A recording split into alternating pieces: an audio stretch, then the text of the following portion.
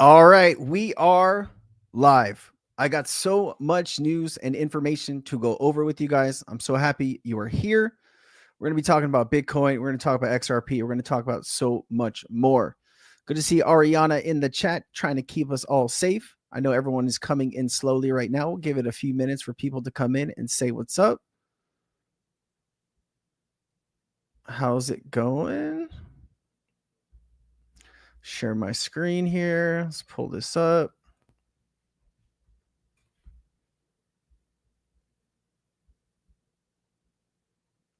All right.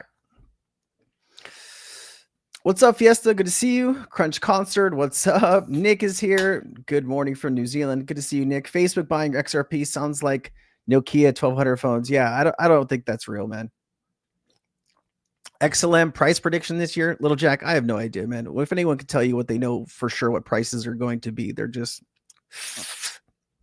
smoking something, man. John OS, good to see you. What's up? Kazume, nice to see you. Mr. Cody, good to see you.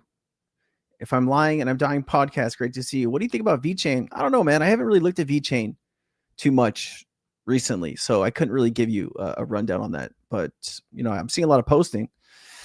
Greetings from Texas. Good to see you. Good to see you. Que pasa? What's up, RTA? All right. Now we got a few hundred people in here. Now we're chilling. Good studio lighting. It took a while, but we got there. We got there. All right, let's get into this news. Old school, great to see you. LAX is here. Mark Lane is here. Val is here. What's up with Judge Torres? We're going to talk about it all, Val. Don't worry about it. We got you. We got you. Just give me a second. Let's go through some of this news real quick, right? So just taking a look at the market, we got Bitcoin at 103,000. Looks pretty good. Ethereum's at 2,500. Things have cooled off a bit after the latest pump. XRP's at $2.38. Solana's at 167.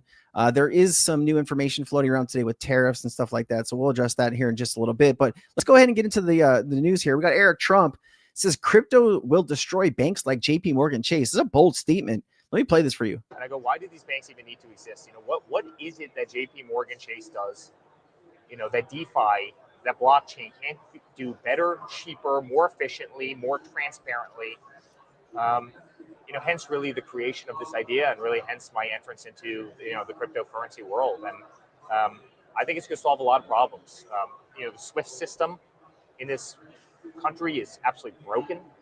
Every week I'm waiting for a wire transfer to come in at 4 o'clock on a Friday afternoon, or trying to send one out. It's slow, it's lethargic. It doesn't make any sense.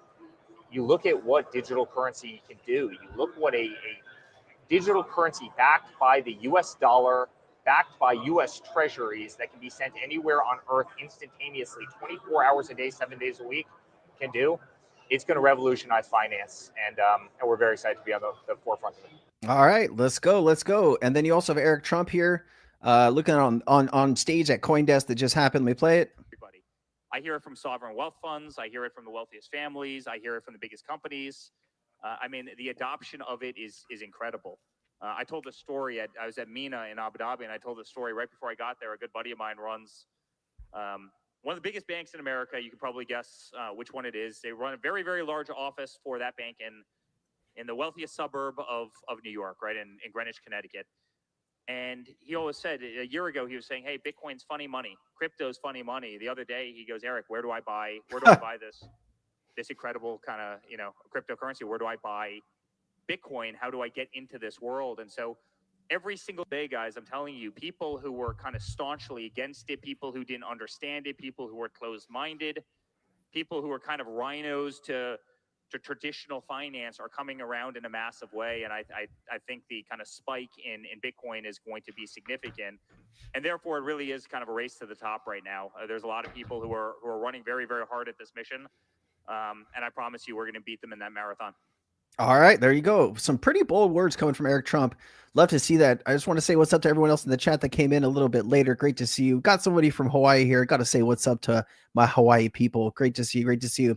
Guys, if you're just getting in here, if you want to share the space, if you're on Twitter, please share it out, please. And if you're on YouTube, you can share, like the space. And if you want to share it out to any people that you want, I'd really appreciate that. That's a huge help. Let's keep it going here, man. I got so much news to go over. I thought this was a great little clip. I guess this guy made all his money in pizza, and he like buys a lot of meme coins, but he's really bullish on XRP. Let me go ahead and play this. I remember I was trying to buy an apartment in Miami, and I got outbid by Crypto Bro. And I'm just like, that bastard. He just bought, he heard about Bitcoin when it was, I don't know, $8, $7. It's up on 100. I've slaved for 20 years and he just outbid. So yes, there's 100% of FOMO on everything. I think that's the meme coin. That's general. I mean, I don't know. Bitcoin, I don't know if there's as much FOMO now. It's so established, but like, that's why I'm an XRP. Like that it's FOMO. It's not like I have some grand belief in it, but it's what, $2, 40 cents or something like that. It's like, what if that's the next Bitcoin? So FOMO. What if that's the next Bitcoin? It's going to be way better than Bitcoin.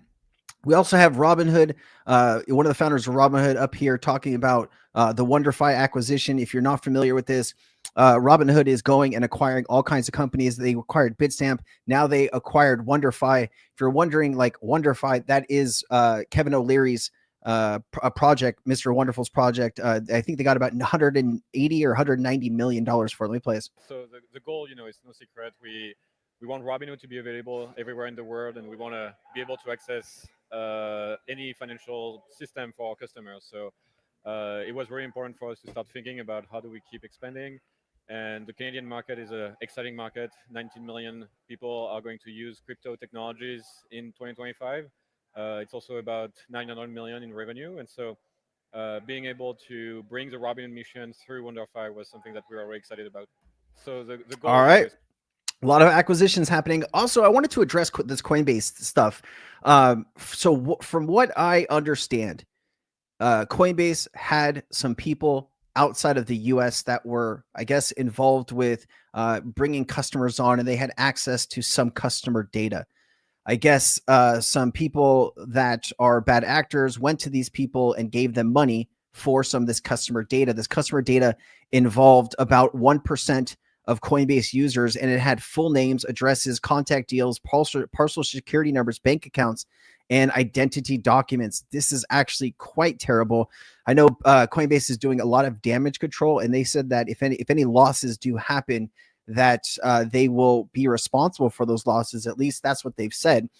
So far, it sounds like about $40 million has been scammed by using this information, and more information is coming to light every day. Let me play this. But it's a honeypot for hackers. And so you're unnecessarily collecting a lot of data on people, treating them like criminals when they haven't actually done anything wrong. And now privacy has almost become a dirty word. Privacy is normal. Yet somehow we're trying to introduce more and more stuff that is proven not to work in TradFi into this environment when it's not needed and actually is dangerous, because it comes into the real world and can actually have tangible consequences. But it's a all right. As you can see, this is kind of a mess. You are seeing hackers demand 20 million Bitcoin for, they wanted to get $20 million from Coinbase so they wouldn't use the information. Coinbase, Brian Armstrong basically came out and said, I will give $20 million to anybody that brings me information on who these people are. So there is a battle going on right now in the crypto space with exchanges. Let me just say, if this can happen to Coinbase, I don't think any exchange is safe from this. It is a little shocking that Coinbase is pretty much the largest exchange in the United States, and they just joined the S&P 500. I don't know why you would have these important people not working in the United States. At least if they were working in the US and they did something illegal, we could hold them accountable. But if you're hiring people in some of these, third world countries because you're trying to save money, well, I mean, you might lose 40 million, 400 million. Who knows what you're about to lose by, not having the right people in the right place. I think this is a pretty sad situation. Obviously, guys, if you get a text message on your phone saying it's from an exchange, please do not respond. I will actually show you a text message that I got today. Basically, it's the same thing. Take a look at this text message. Check this out. And I brought this up to Coinbase too. So look at this. It says, your Coinbase verification code is this. Please do not share this code with anybody. If you have not requested this, please call. So what they do is they get you to call, right? And then they give you some of your personal information, which means, you think you're talking to the real person, and then they get you. So I'm not very happy that I'm getting these messages too. I did not get an email from Coinbase saying that my data was leaked. but there it is. So, you know, I will be talking with them personally behind the scenes, figuring out what, you know, what's going on. But I think everybody should know that this is happening, especially with the largest exchange. You also have Binance and Kraken reportedly fended off Coinbase style social engineering hacks without any customer data loss per Bloomberg. So that's good to know. You also have this Stake and Shake is now accepting Bitcoin payments on the Lightning Network. Let me just show you this.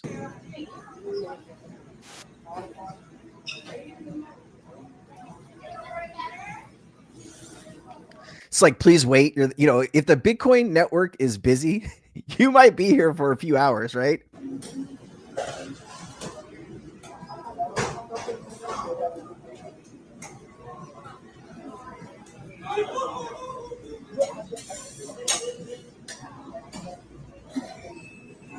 There you go. There you go. Bitcoin being used to buy burgers. You know, that's a great use case. I want to buy a cryptocurrency that people can use to go buy a hamburger. Yeah. All right. Today, Bitcoin entered the acceleration phase. Bitcoin will hit 150K in the next few weeks, and bullish indicators just confirmed alt season. All right. This is looking pretty good.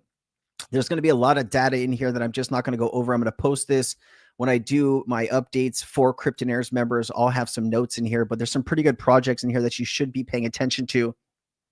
Ondo, I mean, people like Helium. It has a really big network, DPIN, 748 million. Talking about Rio, this is actually a great asset.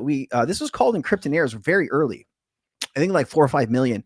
And this thing went up to like 70 or 80. Right now it's at 56. Of course, Render Network, people like Band Protocol, Barachain, obviously Filecoin, Sui. You know, Sui, I wouldn't be buying Solana right now. I'd be buying Sui. Honestly, Sui is going to be a much stronger ecosystem. It is interconnected now with XRP and through some other chains. You really want to be paying attention to Sui. If I had to give you 5 cryptocurrencies that I'm still adding right now, Sui, Cardano, XRP, I'm adding a little bit of Ondo, HBAR, of course, little XDC as well. You know, I'm always trying to take some extra money that I am earning out here in the crypto space and putting it into these assets. You also have Mike Novogratz talking about gold is a $22 trillion asset. Bitcoin is at 2 trillion. He thinks it's a matter of time before Bitcoin reaches the same level as gold. This would put Bitcoin at about a $1 million per token if it were to reach what gold's market cap is today. Let me play this for you. About 104,000. And I remember, by the way, when we started to come back off the April lows, and maybe gold had the first move, and you said, you know, when gold goes, what was the exact data point? It was like crypto follows, and you know, sure enough, here we are. Yeah, listen, we had a euphoric top right around the inauguration, and you know, a combination of a lot of things, Trump coin and whatnot. People say, okay, and crypto went back and tested where the election breakout was. Now it looks like we'll take out 106, 107, 108 and make the next leg to 130, 150. And at that point, you're in price discovery, right? I keep thinking gold's a $22 trillion asset and crypto's a $2 trillion asset. And at one point, as more and more young people inherit the money for their old people that, you know, kiss the face of God, you're going to see crypto equal gold. And Mike better be watching out about these old people comments. I mean, he's been talking about himself here in just a second. A lot of people talking about, Golden Cross. Here's the 2021 Golden Cross. It just happened here in 2025. We could be looking at some major gains here. This is just kind of more information about some altcoins that could be doing really well over the next 6 months. I will include this in my information for Cryptonaires members. Also, altcoin market cap daily Golden Cross. We just talked about this. This just happened, guys. This is always a bullish sign that the market is getting ready to tear. There's some things that could affect this. We'll talk about that in just a little bit, but the overall consensus of the market right now is people are getting more and more bullish each day. The altcoin market cap did the same thing 1,500 days ago. Honestly, pretty wild in my opinion. This person's saying, think of all the, it's so over. We're so back. Happen all the time. Let's keep it going. Made in the USA. I think this had a stronger vibe back in like January when we were talking about, adding all of these assets to a strategic reserve and putting money into them. And then it turned into, hey, we're just going to make a strategic reserve. We don't have any money to put into these assets. But as regulation hits America over the next 6 to 12 months. Obviously, the best assets, the ones that people are most bullish on, are going to perform the best. And like I said, XRP, ADA, Chainlink, that's the one I forgot. XLM, HBAR, Algorand, these are all assets that you should be in your portfolio. And then look, I've been telling you, Cardano is ready to do a 20x. This person thinks the exact same thing. Cardano's price could hit $14 in 2025. Please be paying attention to Cardano. Before it wasn't as bullish. With all the new information coming out, this new Midnight airdrop, bringing 36 million people into this ecosystem, I think you need to be paying attention. ADA is about to nuke legacy systems. Centralized storage fails. Intermediaries bleed you dry. Cardano is solving both on-chain security and borderless access. When the world wakes up, you are already holding ADA. And so let's talk about data storage and tokenized assets. A lot of good information I'll be posting about Cardano too in my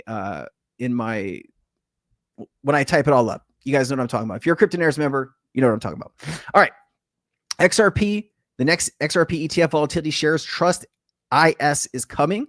Looks like there are more products asking. This is a 2x XRP ETF. So this is a futures XRP ETF. Not super excited about these futures ones. They don't really do much for the market cap. But more products are good. Okay. So I just did a video on this. I released it earlier. It's actually doing pretty well. If you haven't seen this video, I highly recommend you checking it out. I give you all of my feedback in this. Let me just go ahead and pull this up here. My channel, videos, and here it is right here. Facebook trying to buy Ripple and XRP.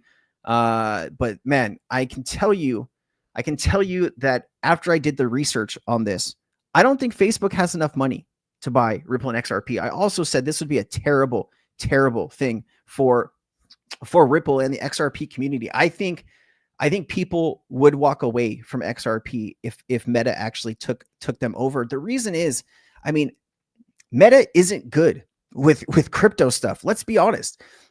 They have tried a few different things. One of their biggest failures was Libra.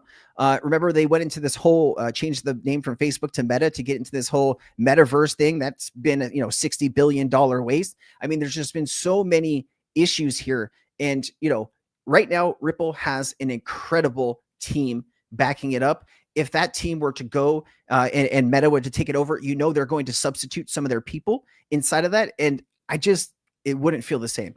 So anyways, if you want my full thoughts on what's going on here, please watch that video. I did want to show you this here. I wanted to ask, does Meta even have the money to buy Ripple and XRP? And so just check this out. Ripple's latest private share sales in late 2024 and 2025 put the company around put the company between $8 and $20 billion. And then it talks about having the 37 billion XRP escrowed at $2.43. You're looking at basically, anywhere from 90 to 130 billion, depending on what the daily price is for XRP. Here is 37 billion at 250 is $92 billion. Obviously, XRP is a little bit cheaper now, but we are in the middle of a bull run. XRP just went from 50 cents to, almost $3. Now we're kind of cooled off a bit. I don't think Ripple is interested in doing anything selling XRP right now or Ripple right now. These guys are trying to take over other companies, not have another company take over them. Here's how much Facebook actually has, how much money Meta actually has. They have $70 billion in cash equivalents, and marketable securities. So they would have to, I don't know what they would have to do here, but I don't know, man. The only person in my life that I know that still uses Facebook is my mom.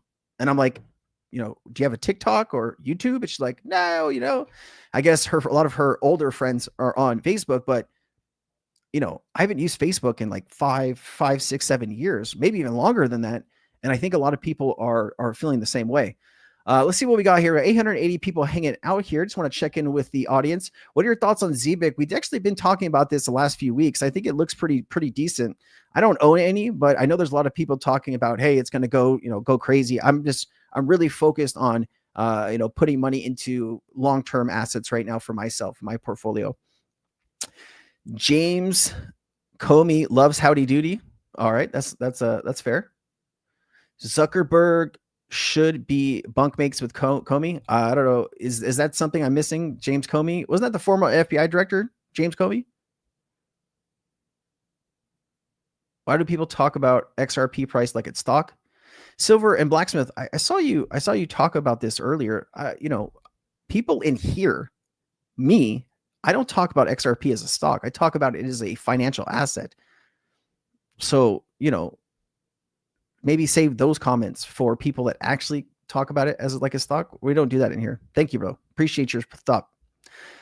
Sensei, did you notice the stage at Saudi shaped like a I didn't see that actually.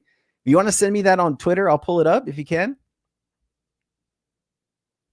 Ripple is in the buying mode, not selling. Ripple wants to take over the financial future. No way. Steve, I love you, man. Love the passion there. You're absolutely right, Steve. Scotty, we just talked about this, man. We just talked about ZBIC. Yeah, I think it's good. I'm not personally buying it right now, but I know a lot of people are.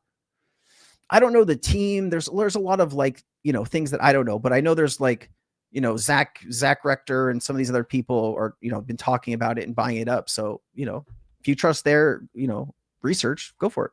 Or you trust your own research. Did I miss your ADA prediction? So we just did talk about ADA, Letty. Great to have you here. You know, I believe ADA could be a $15 to $20 token in this cycle. I think ADA is going to really explode. Seriously. You know, when people are looking at making money in the crypto space, the lower the returns, the lower the risk, right? The higher the returns, the more risk you're going to take. So, you know, if you're looking to 5, 10, maybe 15x your money and keep it in a place that you know is a solid, you know, investment in the crypto space, obviously you want to talk with a financial advisor or somebody like that. But I do think ADA is getting ready to make some big moves. They have that big airdrop coming up that'll bring 36 million people into their ecosystem. I don't think people should be sleeping on ADA. Yeah, we talk about quant sometimes, Jason. We do. You know, I'm not out here all the time talking about it. I think it's undervalued for what it is and what it's going to do. You know, just there's so many assets, man, and so many people come in here and ask about different things. It's so hard to cover every single great asset, but you're absolutely right. Quant is very good, man. Let's see what else we got here. I'm here with you on YouTube for sure. I love you for that, man. Thank you so much for always being here. I really appreciate you. Meta's not going to buy XRP, brother. I do like Cardano. Why do you like Cardano? I mean, here, dude, check it out. Hold on. Do I have the stuff? Hold on. I've been putting some of this stuff together. Hold on. This week I have been going crazy on YouTube content. Let me do this. Twitter. It's called Midnight.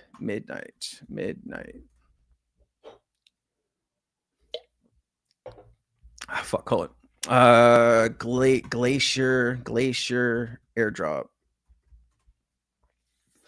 All right. I know our tab. Just deep breaths. Let me pull this shit up for you. All right, here you go. You ready? So here's Charles Hodgkinson. All right. Wait, now I got to find the freaking tile. I lost the tile. It's over here. Okay, we're good. Okay, so now here's Charles Hodgkinson talking about. So the question is, why do you like Cardano? The answer is this. So here's what we're going to do with Midnight, launching soon. We're going to do a token drop, airdrop, called Glacier Drop, brand new distribution mechanism. And if you hold Bitcoin, Ether, Cardano, XRP, if you hold Avalanche, BNB, if you hold Brave, because we like the bats people, if you hold any of these ecosystems, you already have it. Congratulations. It's for free. Just airdrop it to 37 million accounts.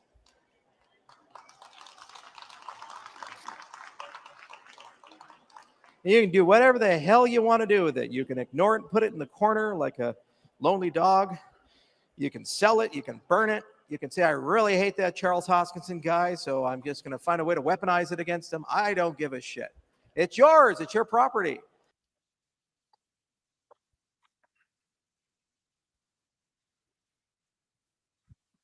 Way of thinking about things. The other magical part of it is the dual tokenomics model that we have. The idea of having a token and a capacity unit. which means that you can pay in any asset you want and just works. All right, check this out. So you want to get the details? Here the details are. So we're talking about the Glacier drop, which is also known as the Midnight, right? And so the key features here, the airdrop will distribute Midnight's 2 native tokens, which are Night and Dust, to 37 million wallets, okay?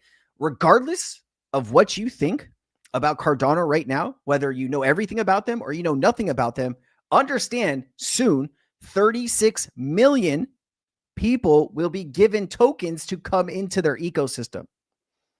The hardest part projects have today is getting a community involved. And when you're giving free money away to 36 million people, people will show up. All right. Do not underestimate Cardano right now. All right. Thank you so much. C-Mill with the $9.99. Thoughts on Flare? Thank you for all that you do. C-Mill, I think Flare is a great opportunity right now. Just let's pull this up, right? Get it on the screen here, my friend. We've been talking about this the last few days, last few chats. Right now, we're still at right under 2 cents. This was at 1 cent earlier on. This was probably the best time to buy it. If you didn't, you're still here at 2 cents. Flare is dropping all kinds of new information. Oh, shit, I'm not sharing the right thing. I do apologize. There you go. Here is the Flare chart. I think Flare is poised to do some big moves. If you listen to Hugo Filion or Hugo, the CEO of Flare, he wants to do $10 billion a day in DeFi on Flare. So, you know, we all have goals and what we're trying to achieve. And obviously, if they can achieve something of that volume, of that mass, that will, you know, supercharge the price. I think the price has kind of been, you know, like steadily going down because you had this gigantic airdrop that instead of giving all the tokens at once, which would have probably been a better idea because then you would have taken all the pain right away. You drop this over like 2 or 3 years. People are constantly dumping and dumping and dumping and dumping, you know, and soon that'll be over. So I really like Flare, man. Thoughts on Say? Don't really do too much with Say. I've heard some good things, but I don't know enough to talk about it with you know, conviction and passion. All right. Letty, I appreciate you. Thank you for being here. So great to see you, Letty. Did someone say something about a seal? Hold on. I saw something about a seal somewhere. XRP, ADA, ICP. I know a lot of people like some ICP, Jerry. Thanks for sharing that. Jason, love to see you, man. Thank you for being here. Really appreciate you, man. Thank you for the kind words. Thoughts on Ondo and Chainlink? I mean, shoot, you know, we've been talking about Ondo for quite some time. You know, I've been doing these live streams for 3 years, and in that time, we've brought up Ondo multiple times, and we've gone over the news and all the partnerships. I think it's Ondo, Chainlink, and JP Morgan, right? It was a tokenized fund, first of its kind done. I think that's incredible. You're looking at interoperability with one of the largest banks in the world. They do $10 trillion a day in money movement. And if you can connect into that system and have value, you're going to be unstoppable, man.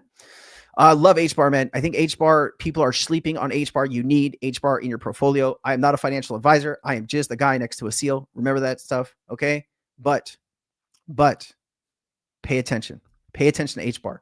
When you're talking, like, you got to understand this. All of these networks haven't seen true utility yet. They have the utility, right? They are constantly building and developing more use cases, more on and off ramps. But truly, when we're talking about trillions of dollars moving over to blockchain, it really hasn't started yet. They've been doing the testing and, hey, it's the first of its kind. And we're, you know, this is starting to work. But realistically, when the day comes and they got to move that value, HBAR is going to be home to trillions of dollars in assets. Right now, HBAR is sitting at a $7 billion market cap. Let me see this. HBAR. HBizarre. Let's see. Oh, we're going up here, man. We're at 19 cents here. We had a little dip. Look at this. We're at 20 cents. Now we're at 19 cents. We're talking about 8.2 billion market cap right now. If you don't think this can go to a $1 trillion market cap, which is, you know, this would be over 100x. This would be about 120x. Just bringing $1 trillion. But you're also not forgetting. I mean, don't forget about a market multiplier, right? We understand that a lot of these chains don't have as much liquidity on them as, you know, maybe they should be. So what would $1 trillion in true value look like? Would it look like $1 trillion in market cap, or would it look like 5 or 10 or $20 trillion? That's what I don't think people are really, I think people are underestimating how big these networks are going to get. And like, this is why I do these shows. This is why I come up here and I gave you everything that I have because, this is the time. You haven't missed it. You haven't missed it yet. Yes, it would have probably been better if you were here in 2022 or 2023 buying the all-time lows, but all the good shit really hasn't started yet. You got time. All right. Let's keep looking at here. I'm not selling my XRP. Love that. What's the story of the seal? Great question. Great question. So, I have had a lot of surgery and dark times in my life where I wasn't able to walk, or I had a surgery in my early 30s, and they were removing bone spurs out of my leg, and they ended up stitching a nerve into my stitch, and I couldn't walk for a year. I couldn't walk. I couldn't stand up for more than maybe like 2 or 3 minutes without shooting pain, and I couldn't sit in a chair. So I was like bedridden for a year. I lost a bunch of weight, and it wasn't looking good for me. And so, I've always felt close to, certain things. And so my wife bought me this like little seal here, this little blue seal. And that helped me get through some of those dark times, and it's just something that brought happiness to me every time I touched it. And then, I like seals. And then, so the wife made this seal for my birthday, and, that's the story of it. You got it. I'm in Jamaica on holiday. Nice. From Wales, UK. I listen to you every day. Jason, I appreciate you, man. Thank you so much for the kind words. And hey, enjoy your vacation, dude. Thank you for listening to me on your vacation. That you have a special place in my heart, man. Thank you so much. Let's see here. Steve says, how much will Midnight be worth? Steve, we don't know. I'd imagine when 36 million people get free money, it's going to do this. Okay. It might be an opportunity once you get all of that selling pressure to buy in, but we don't know what the distribution is like. There's a lot of things that haven't been announced yet. And as soon as they do, Steve, I will bring it to you. Okay, bud? How do we get on the list? So if we're talking about the ADA airdrop, I did a video on this earlier that's going to come out that answers all these questions, but I'll give it to you right now since you're here. You want to make sure if you have your ADA on an exchange, the exchange needs to be able to participate in staking. Here, let me pull this up. See, I had this other video that I was doing, and I had all of this information in there, but hold on. So here's the targeted blockchains: Cardano, Bitcoin, Ethereum, Solana, AVAX, XRP, Ledger, Binance, Polygon, and BAT token. Eligibility: only retail users are eligible, so no allocations to venture capitalists or institutional investors. If you hold assets on any of the supported blockchains, you might be eligible for the airdrop. So if the exchange isn't participating and you leave your ADA on the exchange, you're not going to get the airdrop. Usually this is involved with self-custody wallets. Okay. The token distribution is the governance token. Let me just make sure I have this up for you. Yes, I do. It says the governance token granting holders of voting rights on network upgrades and decisions. And then the dust token is the privacy token used for private transactions on the Midnight network. Talks about some of the philosophy, but we don't really have the key details. I'd imagine that, having your ADA in a self-custody wallet that's going to participate would probably be the smartest move. As we get that more information, John, I'll report it out to you as soon as we get it, brother. Okay. When is the first spot XRP ETF getting approved? It feels like we're either weeks or months away. We really don't know what the SEC is doing. I'd imagine they don't want to get into, another lawsuit, which what happened with Bitcoin. That's how they got the spot Bitcoin ETF. So, haven't seen too many updates on specific dates, but I know there are a lot of pending dates coming. Actually, you know what? To answer your question better, let's try to do that. Let's try to answer your question better, sir. XRP ETFs. Let me get if I can get a list, I can show you. Yes, here you go. Okay, so when you look at this list, right, you want to look at the dates up here. So here is the first deadline, second deadline, third deadline, fourth deadline, and we got to go look at XRP. Here's XRP in the middle here.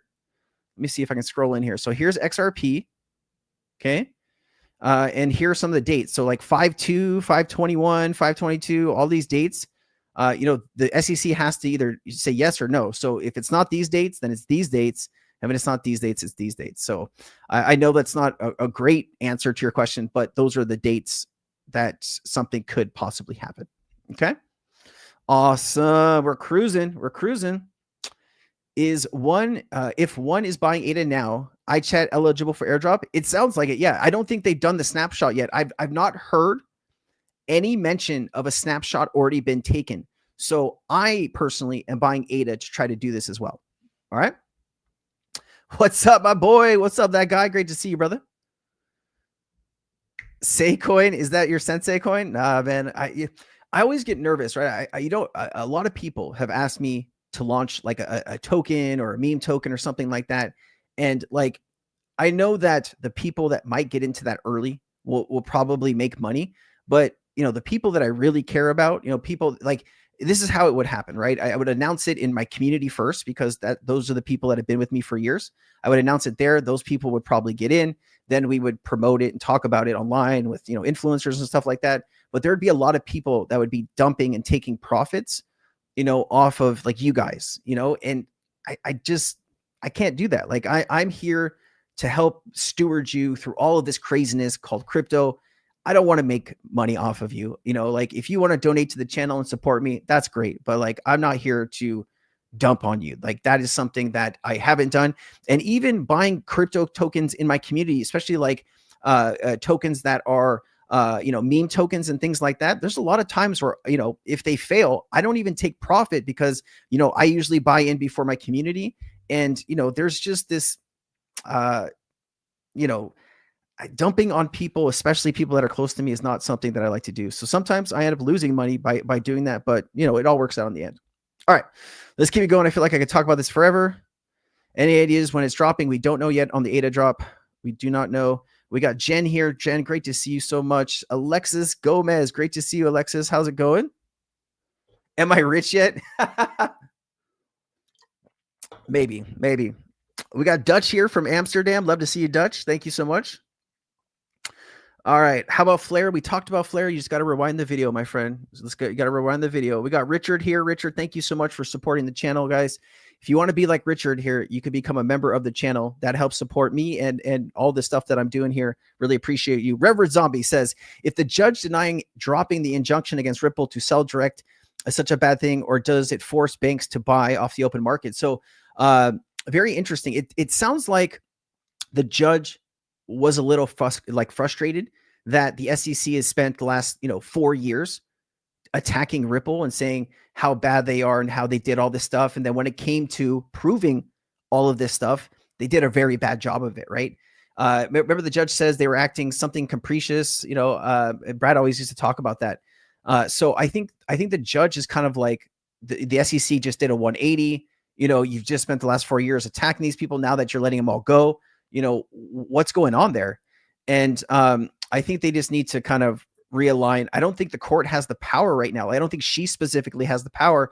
I think it's the the secondary court would need to send it back to her court to do that. So yes, it does feel like it's kicked down the road a bit, but I think at the end of the day, the main concern here is XRP not being a security and like Ripple selling to institutions, is that a bad thing or is it a good thing? I mean, probably bad for Ripple maybe 5 years ago when they were really needing money. Now Ripple has billions of dollars in cash flow. So, is it the end of the world if Ripple cannot sell to institutions? I don't know, man. Maybe they have to make a deal with central banks. Maybe they make a deal with the United States and somehow, right? I think there's so many avenues that could be explored by this that we're really not even talking about yet. So I hope that answers your question. Thank you so much for the $5. Luna really appreciates it. Thank you so much. Justin's here. Great to see you, Justin. Helper, absolutely, man. Thank you so much for being here. I get revved up when I'm coming on live stream, man. I wake up pretty early. I wake up like 6:30. I think I woke up earlier than that today. And like I was building this chat in the morning. I was like vibing it. I was making content. I was feeling it. We're doing good right now, man. I'm feeling really, really good. I woke up to my Kraken airdrop. I got a rise and it dropped 50% already. Yeah, you got to watch out those airdrops, man. People are taking profits, my friend. Let's see here. Hayes, man, blessing from Aruba. I listen to you every day. Thanks for the great content, speedy news, and blessings. Thank you so much. Kajano, Francis, thank you so much for being here, man. Thank you. I hope you recovered from your hospital visit. Absolutely, Jason. I'm doing a lot better. I'm walking normal. My hip's doing a lot better. Less pain. Thank you, brother. Appreciate you. Man, we have people from all over the world here. Lost Sierra. Cool. Right on. Thanks for being here. We got someone from Florida. Love it. Love to have you, man. My best friends always got bone spurs removed. Yes. Yeah. So like I have a genetic defect where I just create bone spurs, more and more bone spurs. And so I've had, 12 or 13 surgeries at this point on my legs. And I had a tumor here in my arm here. You can see that this tumor here. A lot of just different things, but hey, it's life. You deal with it, you move on, and you just try to be happy, right? That's all we can do, guys. Let's see here. Dutch military vet says, I heard a lot of rumors about Terra Luna repeg. Dutch, I haven't followed any news on this recently. I do know about a year ago, maybe a year and a half ago, there was a lot of talk about this, and it never really went anywhere. So I would just use extreme caution. I've heard these rumors before. I don't know if they're true now, but I would use extreme caution on that, man, because like, even if they repeg it, is anybody really going to trust Terra Luna moving forward? I think once you have a system that totally collapses and $50 billion is lost, I don't know if you can recoup from that or recover from that, right? At least not all the way. Think of the millions of people that lost money. Are they going to want to re-engage with Terra Luna after that? I just don't know, man. It's hard for me to see that. DW says, hello from Florida. Love your content and deep dives, man. Appreciate you. Thank you so much for being here. Oh, shoot. Aloha, my brother. What cold wallet you recommended? Mahalos. Hey, well, thank you so much. If you are on island, aloha, my friend. I personally like Ledger. That's what I've used in the past. If it's like XRP and you don't want to like pay for an expensive wallet, you can get like the Zaman wallet. Something like this. This is what I trade like meme coins on with my phone. You can see I have about 3,000 XRP on this wallet. I keep like my main stash on ledgers, and I keep those not in my house. I keep those in a private bank safety deposit box. That's the safest place for crypto. I don't want to be like robbed and stuff like that. They can have my 3,000 XRP, but that's all I got on hand. Other nomads here. What's up, my friend? How you doing? Leslie, hi from the down under. Love your work, Sensei. Leslie, thank you so much for being here. You're the best. Jen with the $4.99. Hit the like button, Sensei and Ariana. Appreciate you, Jen. You're the best. Thank you for being here. All right, I got a little bit more news here, and then I'll come back to the chat. Okay, I promise. I love you guys. I'll come and answer your questions for at least an hour after this. But let's go. We got to look at some economic data because we've looked at some really good stuff that's going on in the crypto market right now. But we also need to discuss what's happening and like what could affect the current market. So just to give you this, right now we have a lot of bullish momentum. Usually the summer you start to see a slowdown in crypto, and prices usually fall. With Bitcoin starting to rise maybe to 110, 115, 120,000, that could put, we could be looking at a serious run for Bitcoin and then a serious run for altcoins that could be over before the end of the year. So you really want to be paying attention to this. I'm about to go through some new news and information about the U.S. economy. The reason I do this is because I'm from the U.S. and I spend most of my time trying to understand what's happening here in my country. But let's go through this data because it's very important that you understand it. Okay. So here we go. Let me put myself down here so you can see this more. So you don't have to like squint your eyes or something. So this is talking about the fear and greed index rises to 71 up from 67, which means people are starting to get more greedy. So this is just something to keep in mind. Once we go to extreme greed, this is probably the time in the stock market when you're looking to be getting out. I know right now, retail has been pushing up the stock market while institutions and hedge funds are looking for the exit. I saw something, the guy that called the 2008 financial crisis, Michael Burry or whatever, he has sold all of his stock and gotten out of the market too. So, this is a little concerning. So let me go through this. So Kobayashi letter says this is concerning. 44% of U.S. consumers now expect higher unemployment within the next 20 months, the highest since 2020. So listen, in 2020, unemployment reached levels of 15%. If they are predicting that we could go back to levels like we saw in COVID, that could be a catastrophe for the U.S. economy. Remember, if people don't have a job, they are going to be applying for government benefits and trying to find something. but also that's going to put more strain on the overall, a yearly allowance that the U.S. puts out. It's also going to not allow people to invest in speculative assets, right? We want people working. We want people making money. We want people investing with us so they can push up what we already bought. So it says over the last 2 months, this percentage has spiked 10 points, according to the New York Fed. This marks a second largest 2-month jump in history from the survey. Furthermore, consumers' perceived probability of losing a job within the year jumped to 15.7%, the highest since 2020. So as you can see here, this is, back here, this is where we were. This is where we are now. It is starting to get serious, so please keep this in mind. Foreigners are still buying U.S. Treasuries. Net inflows of U.S. Treasury funds from foreign investors reached $1.2 billion over the last 4 weeks, the highest seen in 6 months. This is despite a 50 basis point spike in the 10-year yield recorded in the second week of April, the second largest in 24 years. However, the Fed delays rate cuts on the odds of a recession decline rising sharply. All right, we've got a bunch of other stuff here. Inflation expectations are now rising for both Democrats and Republicans. Democrats are now seeing a whopping 9.6 inflation in the next 12 months. Inflation in the United States reached about 7 or 8%. Check this out. Look at this during COVID. Where are we now? Hold on. So what do we got here?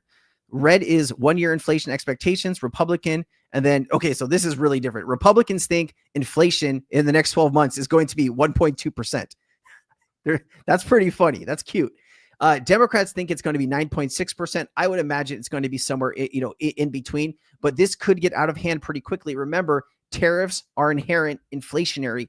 So the more tariffs that we are dealing with, the more inflation we are going to be dealing with when we are buying things. Okay. So it says, meanwhile, after the brief expectation deflation, Republicans now see a 1.2% inflation. In other words, Democrats' 12-month inflation expectations are now 3 times higher than post 2020. Furthermore, Democrats now expect 8 times higher inflation than Republicans. This is not ideal. I don't think Republicans are really looking at the data, or they really don't want to admit the data, which is quite bad themselves. So here you go. 246 U.S. large companies have already gone bankrupt this year. It's the most in 15 years. This should be a sign to you that markets are going to be slowing down. You need to be preparing for this. Now, I'd imagine the stock market would go first, and then, of course, that could affect the crypto market. But I do think people that will sell out of the stock market might want to jump into the crypto market to just finish out this bull run. But this says this is up 206 recorded last year. So we've got more than double during the 2022 period. So, you've already surpassed, you're only 5 months into this year, and you've already surpassed how many bankruptcies the U.S. had last year. In April alone, the U.S. saw 59 bankruptcy files as tariffs ramped up. This is U.S. businesses closing down because of tariffs, right? Tariffs are supposed to be a good thing, right? They are not. This is causing U.S. businesses to close their doors, and however many people work for those businesses are now unemployed, right?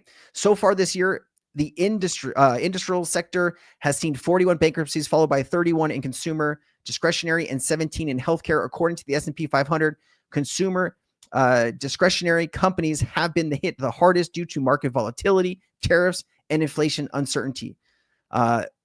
This is something you should be paying attention to. Obviously, if you take a look in the last financial crisis, you had just these alarming numbers of bankruptcies. We do not want to follow those numbers. That would be a catastrophe. All right, for the first time in a year, Japan's economy shrank by 0.7% in quarter one. This is more than double the decline in expectations by economists. Further, this data does not include the reciprocal tariffs imposed on April 2nd, so that will mess that up a bit. You also have this. And now I really wanted to understand this better, because $1.4 trillion is an awful lot of money. So this is the news that President Trump's on his 4-day trip to the Middle East raised $2.5 trillion in capital for the United States. The combined value of these investments is larger than the market cap of 3 public companies in the world. So I wanted to better understand this, right? Because this is, I can't even tell you how much money this is. Like, this is insane. So I wanted to look up, like, do these countries actually have all this money, right? And so I asked. Says the viral claim that President Trump's 4-day Middle East trip raised $2.5 trillion in capital for the U.S., United Arab Emirates, 1.4 trillion Saudi Arabia, 600 billion Qatar, 500 billion is rooted in real investment announcements, but the figures and their context require careful scrutiny. The UAE has indeed committed to a 10-year, $1.4 trillion investment. So you got to remember, this is not like today. This is over the next 10 years, and they can back out of any of this, right? I think there was some deals that Trump worked out his first term that said they were going to be big deals, like the Foxconn thing and all this stuff, and those deals actually never happened. So you start to wonder, are these deals really going to happen, or is this kind of just fluff and whatever, right?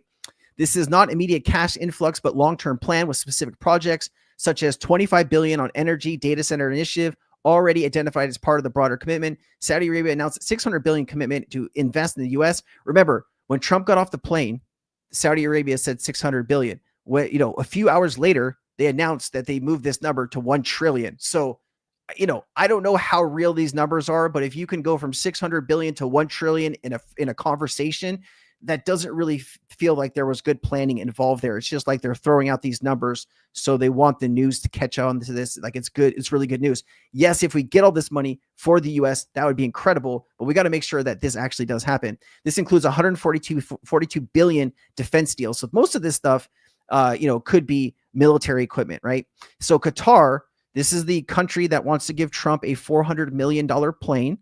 I did research this. It's kind of a little sketchy, but Trump wants to take this $400 million plane from Qatar, and then he wants to use it as new Air Force One.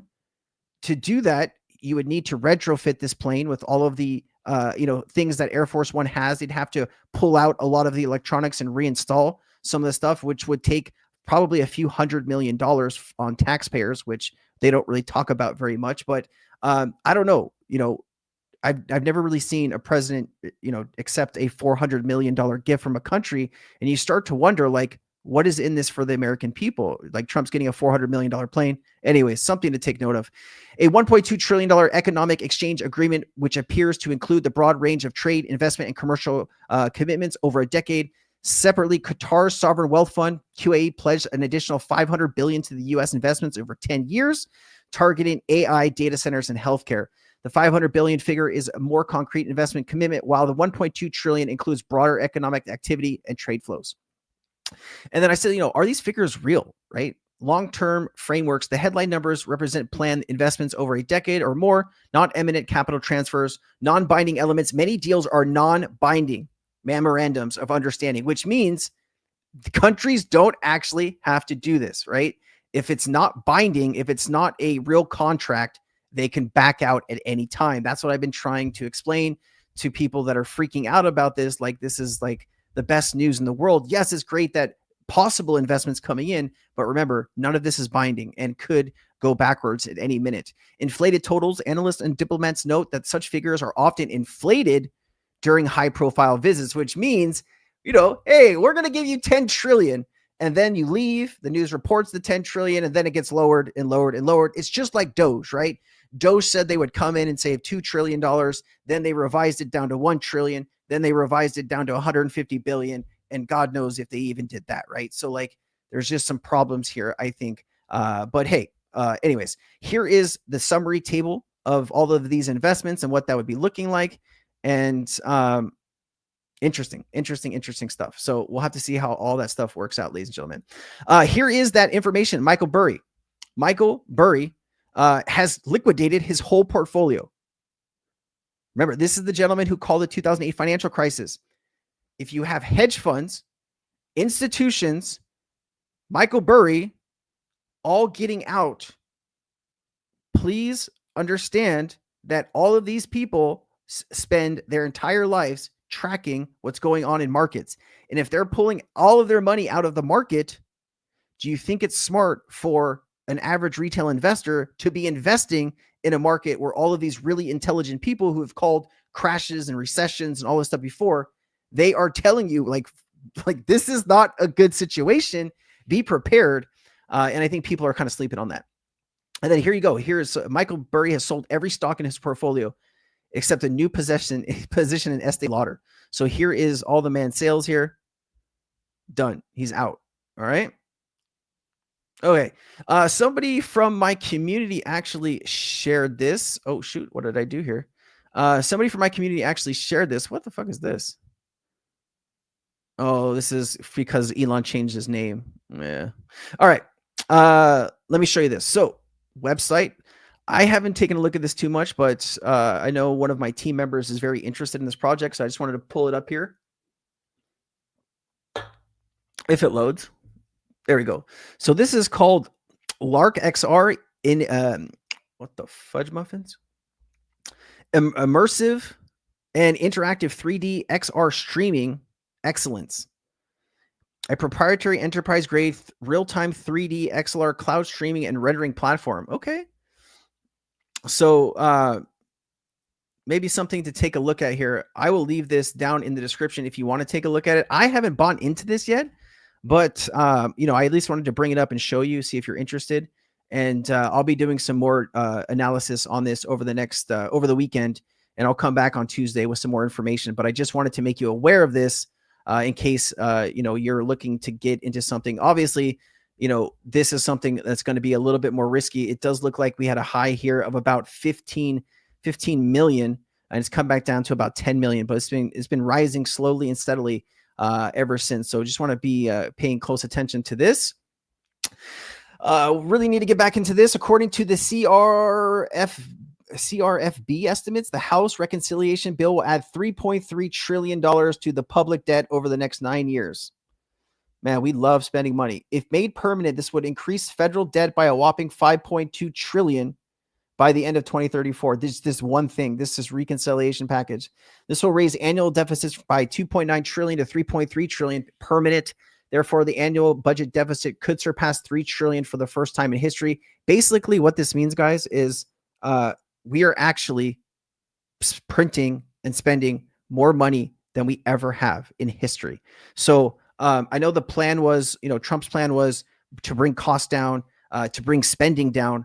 But over the last 120 days since he's been in office, that really hasn't shown through what his true, you know, the things that he was telling the public, what he wants to do. Obviously, tariffs are going to make everything that we buy more expensive. And then when you're doing all of these different tax credits, this is going to add trillions of dollars onto the deficit. And here you go, student loans. See, this is also something you need to pay attention to.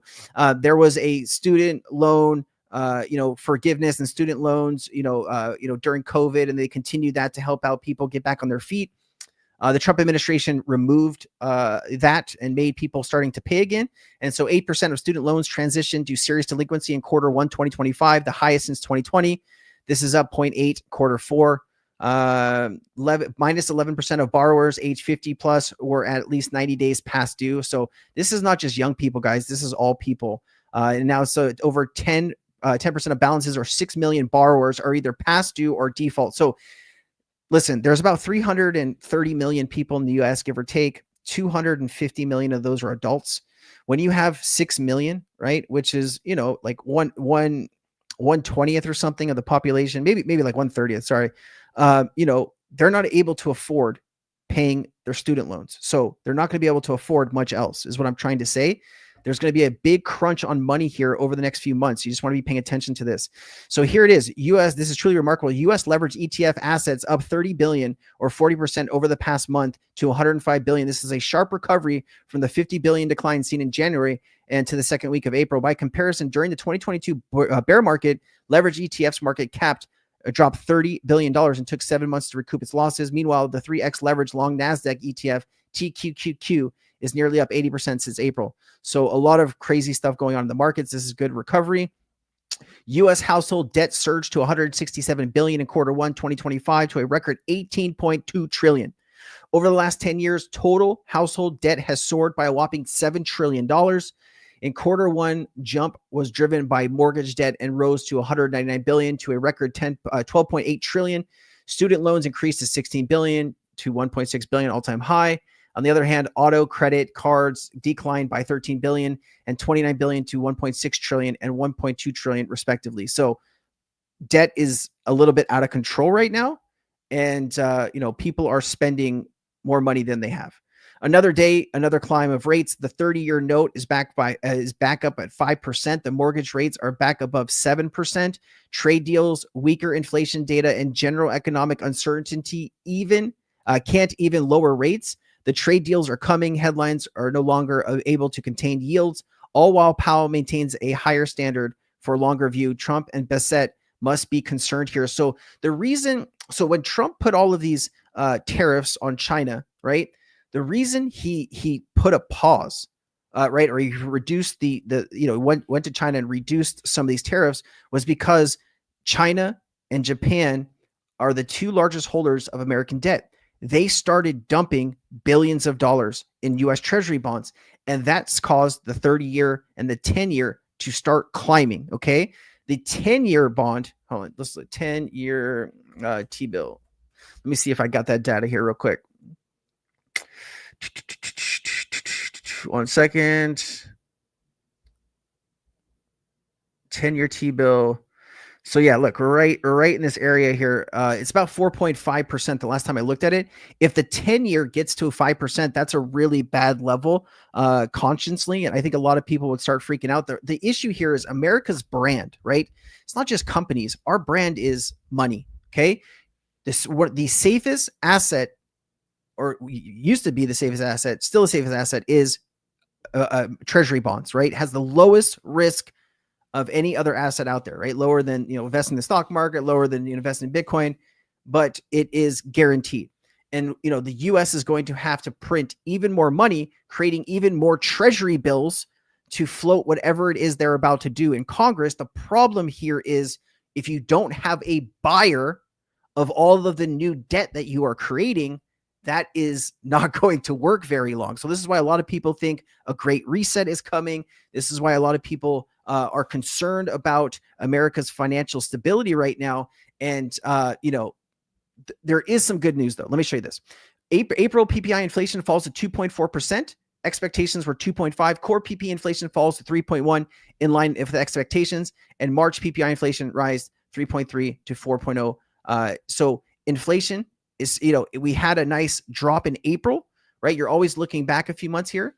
Now we're starting to, I'd imagine this is going to start ticking up here. We'll keep a close eye on this over the next few months. But my personal opinion is this inflation is going to start going up dramatically.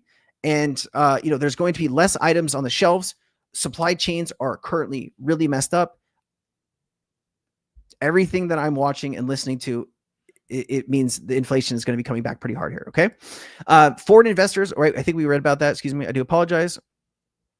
Looks like non-financial data here. Render burn increased 22% month to month. So Render is burning tokens to bring up their value. That's something to take a look at. All right. Let me answer some of your questions then. We went through all the economic data. Some of it's good. Some of it's a little scary, but we'll see how all of this plays out. Let's answer some of your questions. Michael Burry mainly liquidated his Chinese tech and healthcare stocks. It sounded like he liquidated most of everything. Only one company kept. 34 trillion in debt to any illegal cartel that is not federal whatsoever. Fraud ends where fraud begins. You don't understand the magnitude of this, obviously. Actually, debt is 37 trillion, right? Not 34 trillion. I guess you could get the right number coming back to me. That would be super helpful, but it's not 34 trillion, right? Cool.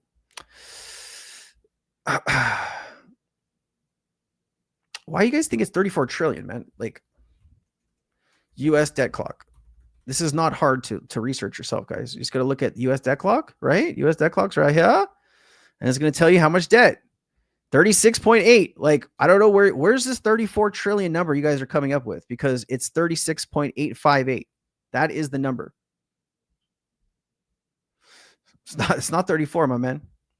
And then when you add on, $4 or $5 trillion in tax credits, that's going to go up to 41 trillion, and everything else that we're spending money on. We would be lucky over the next 10 years to not double our debt. Like, that's how bad it's about to get. What does that look like over the next 10 years? I don't know. But I would imagine you're going to add at least $15 to $20 trillion in debt over the next 10 years on the low end. All right.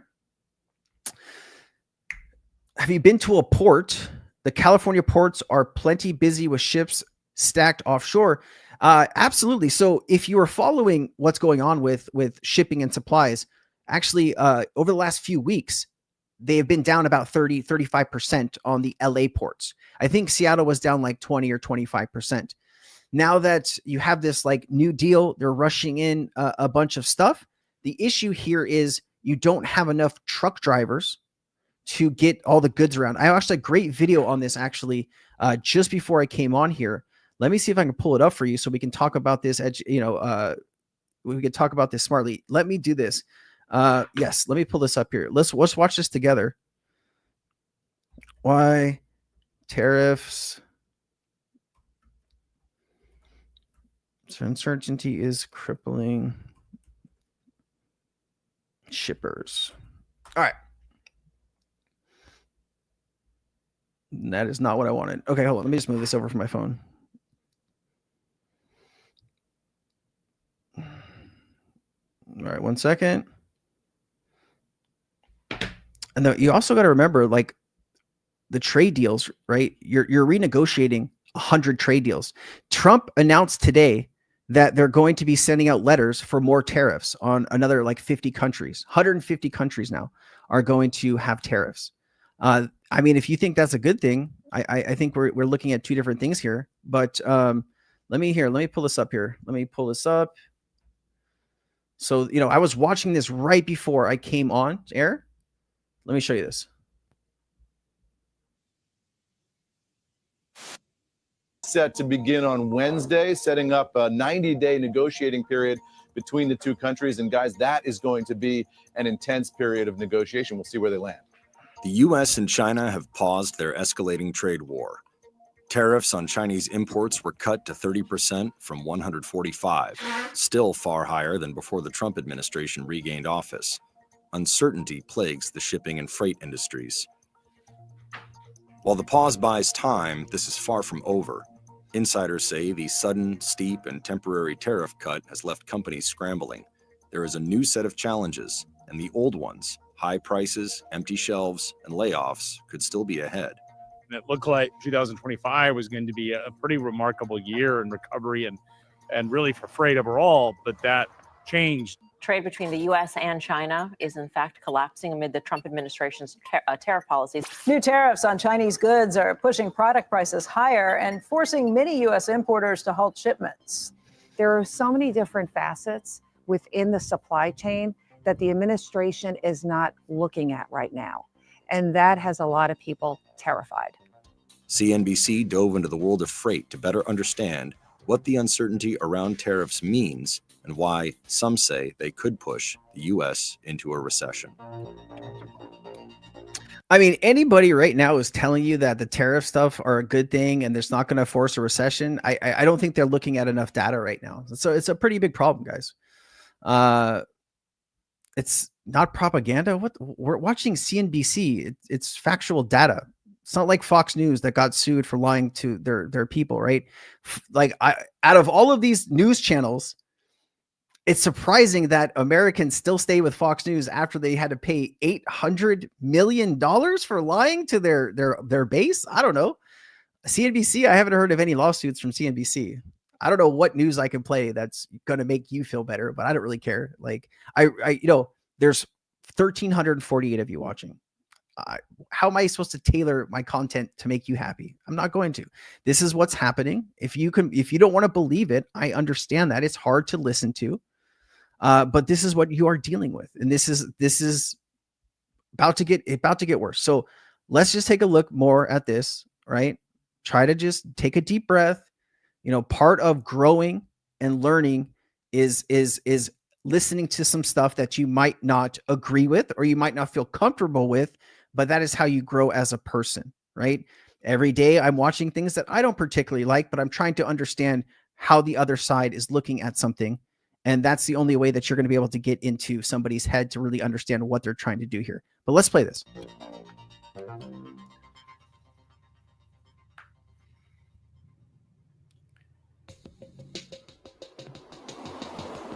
America's nearly $1 trillion trucking industry expected tariffs, and many truckers even supported Trump.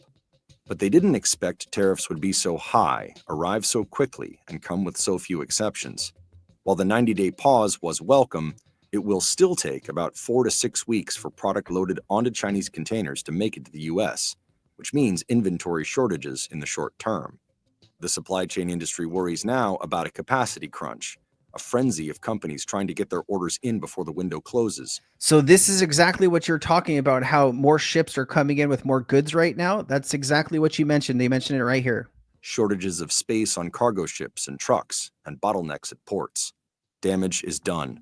It's interesting to see that the folks that are going to end up being impacted first are some of the most adamant supporters to Donald Trump. In his first term, Trump's tariffs on China topped out at 25%. Before the 2024 election, Trump called for 60% tariffs on the US's biggest importer. But I stood up to China like nobody has ever stood up before, bringing in billions and billions and billions of dollars. Every politician, when they're running for office, makes a lot of extreme positions, and you sort of say, well, that's the worst it will get. Most supply chain professionals guessed tariffs would fall between 10% and 35%, according to one survey. Just one guessed above 50. That was about a third of where they ended up before the pause. There were other differences, too. During the first administration, those tariffs were given months in advance. We had very targeted tariffs on specific product categories with an enormous amount of exemptions. This time we had these tariffs, and basically you had a week to sort of get it together. When the tariffs were first announced, their sheer cost and the unpredictability. All right, here, really quickly, guys. I get that a lot of news that we watch is very biased, right? But I'm not playing a video right now that has bias in it. I'm playing a video right now that has factual information about the economy. So I think people need to disconnect in their head, right? This is not a smear campaign. This is me trying to educate you on what you can expect. If you live in the United States, right, you should probably have this information. Or if you're outside of the US doing business in the United States, you should also have this information. This is very important because the US drives a lot of the world's economy, right? If people in the US are dealing with high prices, they are going to buy less goods. GDP will start to go down. A recession is probably what we are looking to go into over the next 3 to 6 months. Looking at the data, JP Morgan puts a recession at 50%. 50%. That's high. All right. So what I'm trying to do here is give you information so you can make better decisions in your life. You might not agree with the information that is being played, but it's still factual information. All right. I'm not playing a CNN clip, right? It's a CNBC clip. So chill, smoke a joint, whatever you need to do to take a deep breath, understand. There's no harm here. We're trying to understand what we're going to be looking at over the next few months. All right. Trust me, I would love to not come up here and talk about a topic that is so, you either are on one side or the other, right? I don't personally like to do this, but I would be doing you a disservice if I didn't give you this information. So like, I'll take it, whatever it is that you want to come back and say, that's fine. I'm doing what I feel is right. That's all I can do at the end of the day. Fair? Cool.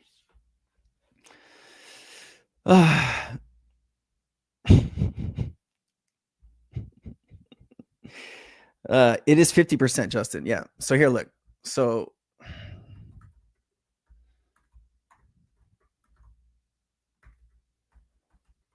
let's see here. Let's see if I can pull this up for you. Here you go. Boom. Right there. You see it? Let me zoom in so you can see it real close. JP Morgan has raised its prediction for a US recession in 2025 to 50%. All right. It's pretty serious. So like, I see, I don't think people understand like what truly is happening here. Okay. When you try to renegotiate trade deals with 100 countries or now 150 countries in 90 days, that is a challenge in itself. Okay. Usually one trade deal will take several months, sometimes a year and a half, 3 years sometimes. So to do 100 deals or even 20 deals in 90 days seems really crazy. So right now you have a framework deal for the UK. That's not officially been done yet. And you have conversations with China that no official agreement has actually been reached, just conversations. So you actually have no trade deals to speak of as of yet. And July 9th is when all of these tariffs go back in full effect. So if there's no deal negotiated before June 9th, every country is about to be given tariffs that are 25 to 35%, 10 to 35%. All right. Basic intelligence, holding to opposing views in your mind, finding a balance in between, not needing to choose one side or the other. Well, that's what I'm trying to do, John. But like, you know, people don't love when I talk about this, man. Winning, that's what I'll be looking at for the next few weeks. Good to see you, Clay. Good to see you, man. I hope you're doing well, Clay. Let's see here. John says, and just to put a little something into this conversation, being from Canada, Trump negotiated the last free trade deal that he signed. Man, like, but that's the crazy part. That's the crazy part. He negotiated, right? Or his team and him negotiated this incredible deal, right? With our neighbors, our 1 and 2 trading partners that allowed all of these businesses to invest in these other countries and trade could go across the borders freely. Everybody was making money. Everybody was profitable. This was incredible. And then he goes and he like blows his own deal up. He blows his own deal up. I don't know, man. That was his legacy in his first term. That was one of the best things he did. Let me ask you a question, John. Since you are from Canada, do you think Canada should be the 51st state? I mean, I haven't talked to too many people from Canada about this, but I'm sure it's a touchy subject. I'd like to better understand what you're feeling. Past that, you know what? Speaking of that, so, you know, I'd have to take a lot of CBD stuff for my body since, you know, regular medication from doctors kind of fucks with you a bit. I take a lot of CBD. Koi, KOI, has some of the best CBD and maybe some other stuff. You should check that out, man.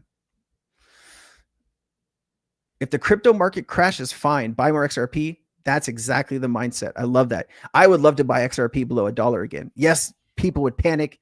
Yes, my views would probably drop on the channel because people would be leaving, but I would love to stack some more XRP, man. In the end, we can all agree that XRP will become the new rails, which moves money. Well, yeah, so Chris, this is part of the stuff that we're talking about here, right? I think right now, you know, it could go one way, it could go incredibly well, right? Listen, if we could reach a deal on some of these trade deals and start trade again, and it's not too crazy where people are having to pay this extra thing, right? The economy was already doing really well. Trump could turn this around in a second, and we could all be making the most money we've ever made in our lifetimes, right? Like that's a real possibility. And I'm praying for that possibility, but I'm also looking at the downside, right? Because if you are investing into markets, and if we're about to have a recession, you know what happens to markets in a recession, right? So you should be prepared for that information. Or let me see here. Crypto Clay. I live on the border and every Canadian I know wants it. Really? Are you near Alberta, Canada? Is that why? I've seen Alberta, Canada, I think wants to move, but I didn't see anybody else though. He wants Greenland as a 52nd state. Yeah, that's probably not going to happen. He says the craziest shit, man. Like sometimes I'm like, what the fuck was that? Let's see. How bad will it affect crypto? Will it ever decouple? So William, great question here, man.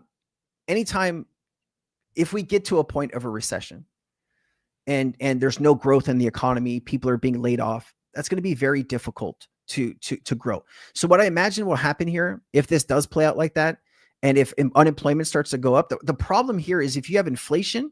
So the Fed's mandate, the Federal Reserve's mandate is inflation and unemployment, right? Those are the two things that they are working to keep down, right? Inflation around 2% and unemployment below 4% is awesome. The issue here is if you have unemployment starting to go up, right? More people are unemployed. And if you have inflation starting to come up, the Fed's mandate is to deal with inflation first. All right. And, you know, anything that we do now going forward could be inflationary, printing more money, right?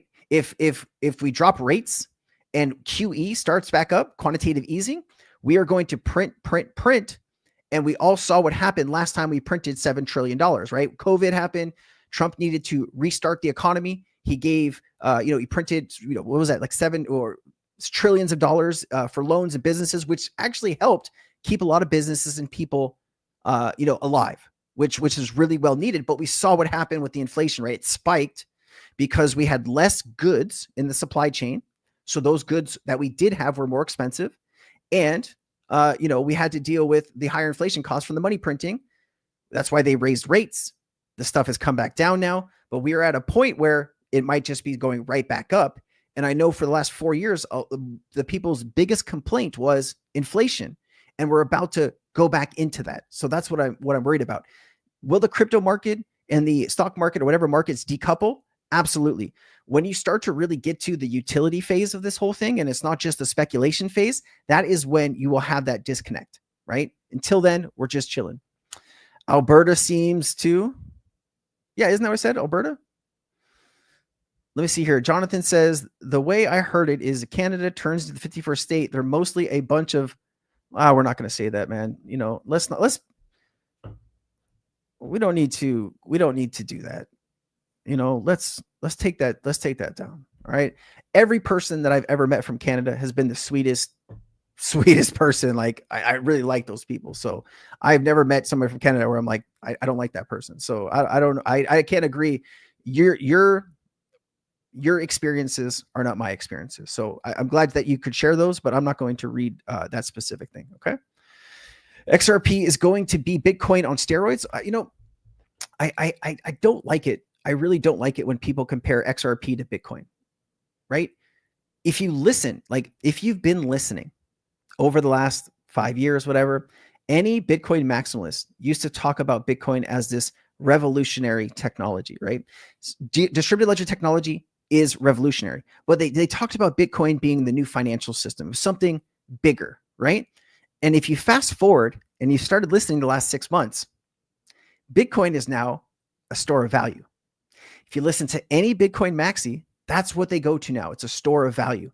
What happened to this new financial system, right? What happened to Bitcoin replacing the banking system? Not going to happen.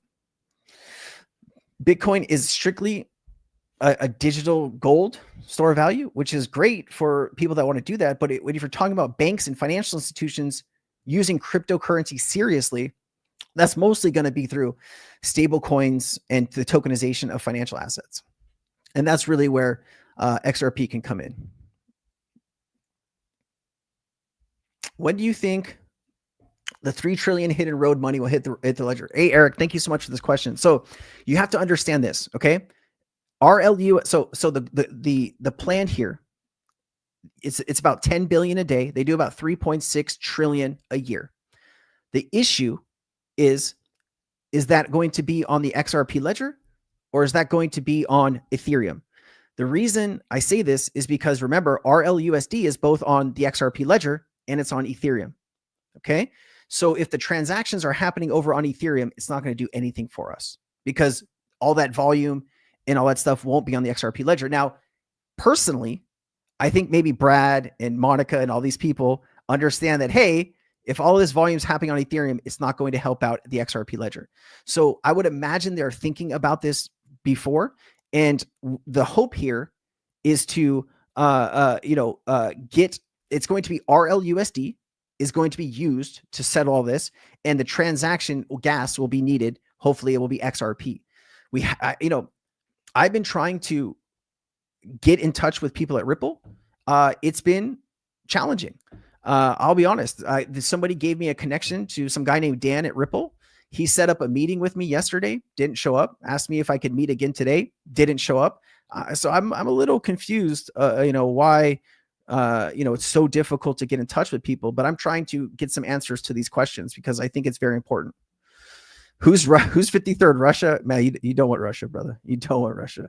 That's a lot of problems. That's a lot of problems right there, man. We needed someone crazy like him. Listen, if there's any president in the world that could greenlight XRP to be used in the United States, obviously it would be Trump, right? Biden was clueless.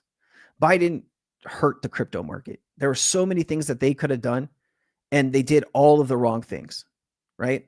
It's great to have a president that understands how important the market is. Just, it would be nice if we didn't have these erratic, like it depends like how he feels when he wakes up, right? Like, I slept good, no tariffs today. I didn't sleep at all. Let's do some more tariffs, right? It's just, what was I watching? I was watching another thing before I came on here. Oh, I can't play this video though. It's on MSNBC. You guys will freak out. You seem to have Trump derangement syndrome. You have no idea how Trump negotiates. Sure. Maybe you can explain to me how he negotiates, art of the deal. Maybe, did you read his book? Maybe explain to me how we're going to do 100 trade deals in 45 days. I'd love to better understand that, because that's 2 trade deals a day. It's been what, 35, 40 days since we announced all this stuff, and we've gotten 0 deals done. I'm waiting for the art of the deal. And when the art of the deal happens and it shocks everybody, I will come up here and I will gladly report on it. Absolutely. Looking forward to that, man. I don't have Trump derangement syndrome. I have, what the fuck is this guy doing to fuck up our economy syndrome. All right. Thank you. Let's see here. Clay, what are you saying? All he needed was Alberta. I saw like Alberta is mostly made up of like indigenous land, right? Like I saw, I don't know what I was watching. It was like an interview with the guy. He had like a Indian headband on, and then they showed Alberta. Is it the state of Alberta? I don't know, but it showed that a lot of it is like national parks, and a lot of it is indigenous land. So I don't know how that works, my man. Eric, I just answered that question, dude. Like, you asked that question and I specifically answered the question. I don't know if you're not listening. I don't know what to do for you, brother. I'm not going to keep answering the same question. We just got a trade deal with over $2 trillion from the Saudi. That's actually not accurate, Raven. Not accurate at all. I just went through that information. Let me show you this, man. Let me show you this, brother. Check this out. So check this out. Where was it? Here you go. Here's the deals. You think that they are solid, but oh God, where was it? Where was it? I know it's here somewhere. Hold on. 1 trillion. I just read this to you. The deals are not, anybody can back out of these deals. Let me see. I thought I had this here. Okay, here you go. Here you go. Many of these deals are multi-year commitments or 10-year commitments, and they're memoranda of understanding or proposed partnership. They're not immediate cash transfers, and they can back out at any time. So actually what you're saying is not quite correct, but it would be good if those deals went through, but they're not like signed contracts. Okay. So example of this is like, remember when Trump talked about Foxconn coming to the US and it was like $10 billion, that deal never happened. Something like that could happen here too. I'm hoping not, but good to have the right information on that, my friend. How can the USA use crypto to pay off its deficit? So this is something that I really like this question. Thank you so much for asking it. So the problem here is I don't know Bo Hines or any of these people that are, now in control of the crypto market. I do understand that like David Sachs was a very Bitcoin maximalist. Scott Bassett, these guys, they're all very Bitcoin focused. The problem with that is, if the US's plan or what wants to buy 1 million Bitcoin. The US has 198,000 Bitcoin. They would need to buy 802,000 Bitcoin. At the current price, you're looking at about $85 billion. Okay. In order to pay off $37 trillion worth of debt, Bitcoin would need to go up to 37 million per token. You have $37 million per token. You have 1 million Bitcoin. That equals 37 trillion. Then you'd have to actually sell it, which could be quite difficult. That's a $770 trillion market cap for Bitcoin to do that. Okay. Now, if the US did some forward thinking, maybe Bitcoin isn't the answer. Maybe the answer is XRP or HBAR, right? The thing is, for me, the president and all these people could get together and decide, hey, we're moving the bond market onto blockchain. Okay. It's a $54 trillion market in the United States, bond market. If you move that value and the existing debt onto the XRP ledger, what would that do to the price of XRP? Right? That one move could send the price of XRP into the thousands. So the United States could actually make a deal with Ripple to buy a few billion XRP, right? Do some similar things that I just talked about, and they could actually have more than enough money. They'd have, 50 trillion, $100 trillion. If you have 5 billion XRP and the price is 10,000, you have 50 trillion. So they would need a price of about, $7,500 per token, 5 billion tokens. That would get them where they needed to go. So the US could spend way less money on a real financial asset rather than focusing on Bitcoin. And all we hear right now from the Trump administration and Bo Hines and these people is Bitcoin, Bitcoin, Bitcoin. I've been complaining about this steadily on Twitter. I'm hoping these guys actually want to support American companies, because I thought that's what this whole thing was about. Yeah. Let's see here. If XRP hits $100, I'll take you up on that CBD oil. Yeah, here, let me show you actually. I don't know if I'll get in trouble for showing this. Koi CBD. This is I know a lot of people deal with their own pain and things like that, but this is I don't get paid, like I'm marketing them or whatever, but this is where I get my CBD. Really good stuff. And then if you're looking for like a combo, you can sign up and get 15% off too. But if you're looking for a good combo, these like Delta 8 and Delta 9, they're infused. Some of them have like THC and some of them have CBD. So really good stuff. They also have, some psychedelics if you're interested in that. But this is one of the best products that I've found for that. Let's see here. The great Nimki. He says, I'm technically Canadian, but I am First Nation first, Aboriginal, Indian, etc. I think it could go well for my people. Since our rights have been trampled in this region, we could maybe look to renegotiate. That's interesting. I really don't know what the politics is like, but it's really interesting to hear from somebody that's grown up in this system and feels that, their rights are not being taken seriously. So I totally understand where you're coming from, man. It sounds very complicated. I hope it works out. I hope it works out for you. Do you think the Riddlers hurt the ecosystem? I think what hurts the ecosystem is, people that constantly are just putting out wrong information. Like, I get on my team a lot too. Like I have a team of people that help me post and edit and thumbnails and all this stuff. Like you need that support. I cannot create the content, edit the content, do the thumbnails. Like I would be, I'd be exhausted. So, it's difficult. Now, when you have these types of people, if they're putting out, trying to make connections and do things, I think it's kind of interesting. But if you take it like too far and you're like posting stuff that really doesn't kind of make sense, it does, but there's always going to be these types of people, right? There's always, I don't know. These people are very interesting, right? Like, you're taking specific time out of your day to do all of this. I mean, you must have a reason for it. So I don't know, man. I think it could be good. And I think it could be bad. In Jamaica, it's the best painkiller. Yeah, man. Yeah. Never met a bad Canadian myself. I'm in Montana. Yeah, me too, Justin. Me too, man.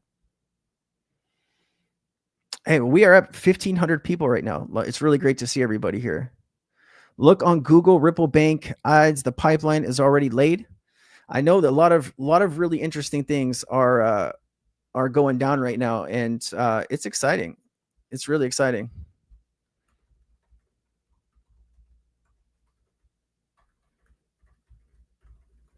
All right.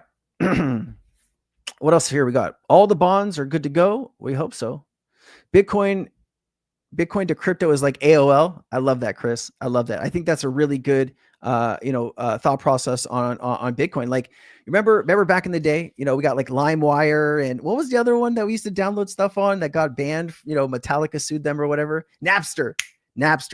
So Napster, if you're over 25 or you're over 30, you're going to understand what I'm talking about. If you were born, in the early 2000s, you have no clue. But, these were like revolutionary ways to share, pirated, videos and movies and all this stuff. And then obviously you downloaded a bunch of like, phishing links and all this other stuff eventually, like, too much scams. But, it was an interesting time, but as time evolved, you got like Spotify and you got, you know, Apple Music and whatever they use on Android. And it's just the evolution of technology. It gets better and better. And the older technology usually goes away, right? Christian Roble says, that's what I mean, though. It's going to be utility and not a store of value. That's what we're waiting for. Oh, so like XRP is not a store of value. Not a store of value, man. Hold on. We got a $19 crypto Clay. Thank you. You're getting there, Sensei. Fire your team. Hire a completely new team. And then this page is on to something. What? Clay, why am I going to fire my team? What's wrong with my team, man? Thank you for the 20, Clay. I appreciate you. I know we don't see eye to eye on everything, but I really appreciate you supporting the channel, man. Thank you so much. Mini disc players. Yes. I mean, like, remember like Blu-ray and DVD and VHS and cassette and like, you know, mini discs and what do they have? They had something else too. Like, oh God, Laserdisc. Remember Laserdisc? All of that shit's gone, right? It's all streaming now. It's crazy stuff, man. Remember when you were like, you had the Moonwalker CD player, you had it like attached to your hip, you jumped, the thing fell on the ground, your CD busted and flew out. You're like, no. Then it's like skipping and stuff. Oh man. People just don't know what we used to deal with when we grew up, man. John OS says, Sensei, could you start teaching us DCA setting strategies? DCA setting strategies for when we reach the top of the bull run. So John, absolutely. I will try to bring more of that into the chats as we go. I mean, you know, DCAing is just dollar cost averaging into, you know, when the token dips, you know, there's always good opportunities, you know, when RSI drops and things like that to get in. But yeah, man, I will do my best to bring in some more information to help guide you through this. All right.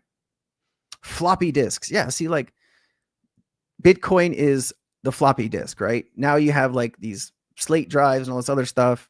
I mean, it's just the evolution of technology. What would you ask, David or Brad? If I could interview, I'd want to interview Brad. David would be incredible too. I just, you know, David's technical level of understanding probably way far exceeds mine. And, you know, I'm sure there's probably a lot of good questions that maybe I can't even think of to ask David. So, you know, I probably could, you know, I wouldn't even have to take notes too. I could get into an interview with Brad and just go through the different technologies and what's important. Like, I don't even need to write anything down. I mean, I do this all day long. I have it, you know, I've interviewed, I don't know, 300-400 CEOs, project founders and marketing people and all kinds of stuff.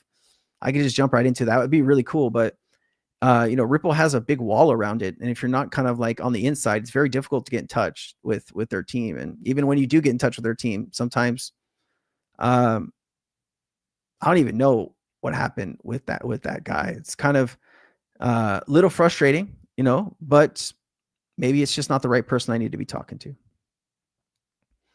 I think you called them something else. Dude, moon shoes. Remember the shoes that used to light up? What were those? LA lights?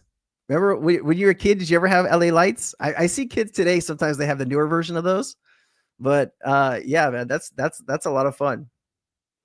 Yeah, Clay dropping the 20 stack. Thank you, Clay. Yeah, make your album cassette. You have to rewind it all.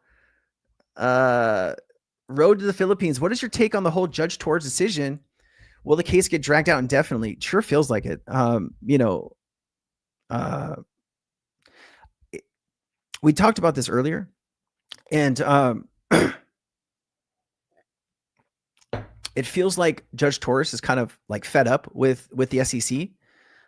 You know, for 4 years, they wasted her time, right? Think about that. They were in her court for over 3 years.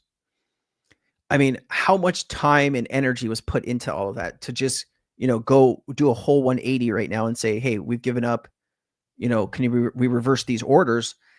You know, it doesn't happen instantly. So, you know, it does feel like it's getting kicked down the road again. But I think the most important pieces here are the SEC has given up. There's, you know, they're not processing these appeals. XRP is not considered a security. The only real thing that's got to be figured out here is, can Ripple sell to institutions, you know, and I don't know. We'll have to see how it turns out. But hey, thank you so much for the 10 Road to the Philippines. I've been doing a lot more content on stuff like this too, so keep an eye out for that. Appreciate you, man.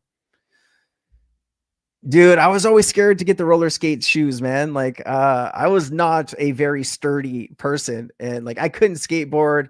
I tried to snowboard one time. I was like halfway up on the hill. I fell. I accidentally like unclipped my snowboard and it flew down the hill and took out a woman at the bottom of the hill. I was like, okay, I probably shouldn't be snowboarding. But yeah.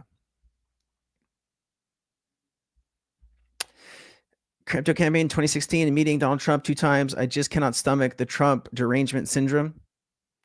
What is the Trump derangement syndrome? I've been hearing more and more people talk about this. Like, is it a syndrome to question? I feel like the people that surrounded Trump in his first term kind of knew what they were doing. The people that he's hired now are kind of like, yes, sir, people. They're not really like, I mean, when you watch the interviews with like Robert F. Kennedy, right? When they were asking him about, you know, the NIH and how many people that they fired and this and that, the guy has no fucking clue what's going on, right? There's a measles outbreak in the United States, something that has like, we can avoid this. We've been avoiding this for decades. And now we have a measles outbreak because we have somebody that's in control of the, you know, the US's health system that doesn't believe that's real. It's just, I don't know, man. It's kind of crazy, bro. Kind of crazy.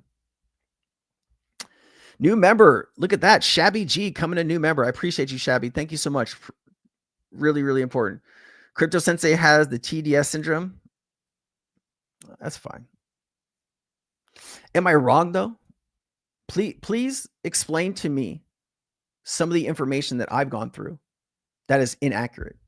I'd love to better understand that, because all of the information I've ever given you has actually come true, right? Like if you go back and watch my, my channel from 6 months ago or 12 months ago or 24 months ago, I've been pretty accurate with what's going to happen.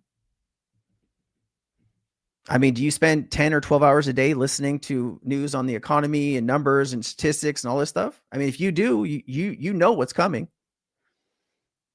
If you want to say that I have this, that's fine. I mean, you can't hurt me. Nobody has taken more arrows in the back of this country. You really love him, man. Then that's good. You know, you need that support. I'm happy you like him. And it sounds like you would, lay your life down for him. That's awesome. That's great, man. Appreciate that. Thank you for sharing that with us. Chris says, have you tried surfing? Oh, no. Can't surf, man. I went to Maui once. So like, I have a, what would you call it? I have a fear of sharks. I don't like sharks. And when I was a kid, my dad was really big into boating and houseboating and all this stuff. And so when I was like 5 or 6, we would take us out on the lake, Lake Shasta in California. And my dad and my sister, they used to throw me in the water and then yell shark. And so like from a very young age, I was, mentally twisted. And so I am a little nervous about getting in the water. I'll be honest with you. So it's a whole thing. It's a whole thing. Let's see here. You could not have a more wrong. I could not be more wrong. Is that what you're saying, Clay?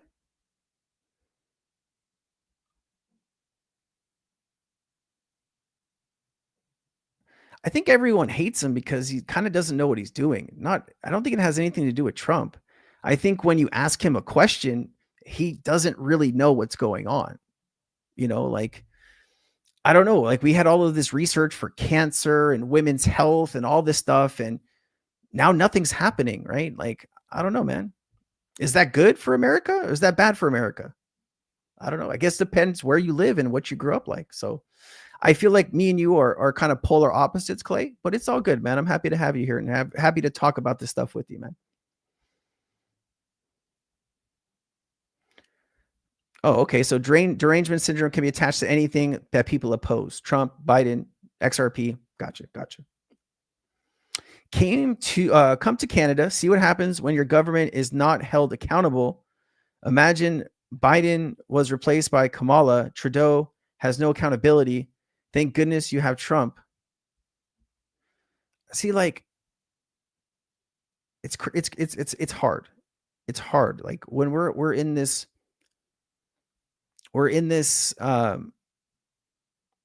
people are so, I think social media has really fucked a lot of people's heads up. And, social media starts to push content to us that we think is, whatever. And it could be any hot button that you hear that you start to dislike somebody or this and that. I try to look at the overall of what this person is trying to achieve for the country. I mean, this is the highest, this person's control of everything. And so if bad things happen, they're going to fall on his feet, right? There's only so many times you can say this is Biden's economy still, right? It's actually Trump's economy. So whatever happens, good or bad, that's on him. And if it's good, it'll be great for Americans. And if it's bad, it'll be really bad for Americans. And I think what you're seeing right now is, we are going into a recession. Unfortunately, that's where we are. And you can think we're not, you can pray we're not, you can deny that we're not, but the numbers are speaking a different word. So appreciate you sharing those, Ed. Thank you, man.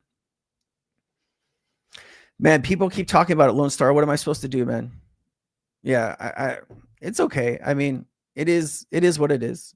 It's hard to go through all this financial data without people kind of pushing back. So, what am I to do? I'm just trying to answer their questions and trying to be respectful of their views.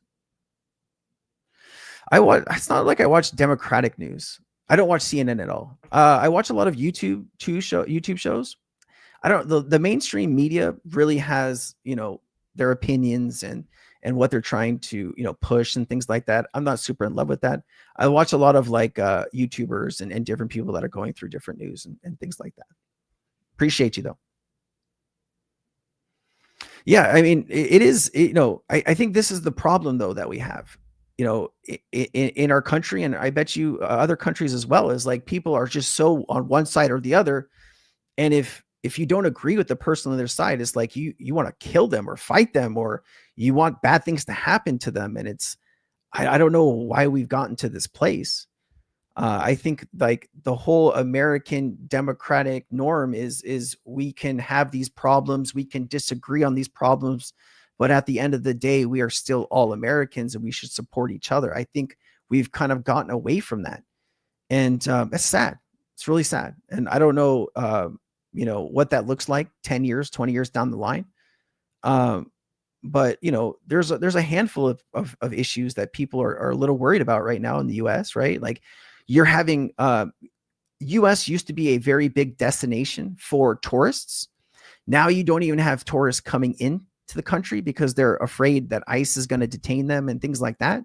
I don't know if you've seen that in the news, but you're starting to see billions of dollars not being spent in Vegas. Like Vegas is a big place that hasn't gotten a lot of people. There's a lot of like hotels right over the border in Canada and the US that a lot of Canadians were coming down, spending the long weekend, doing those types of things. That's not happening anymore. Farmers are being affected. A lot of farmers are going to be going out of business because a lot of them create soybeans and these very unique things for China specifically. And because of the tariffs, it makes all of that kind of impossible to do. So now you have this big deal with farmers. I mean, let's circle back here. Let's circle back here. You know what? I'm going to show you some factual information about something. Let me show this. Hold on. What was low when?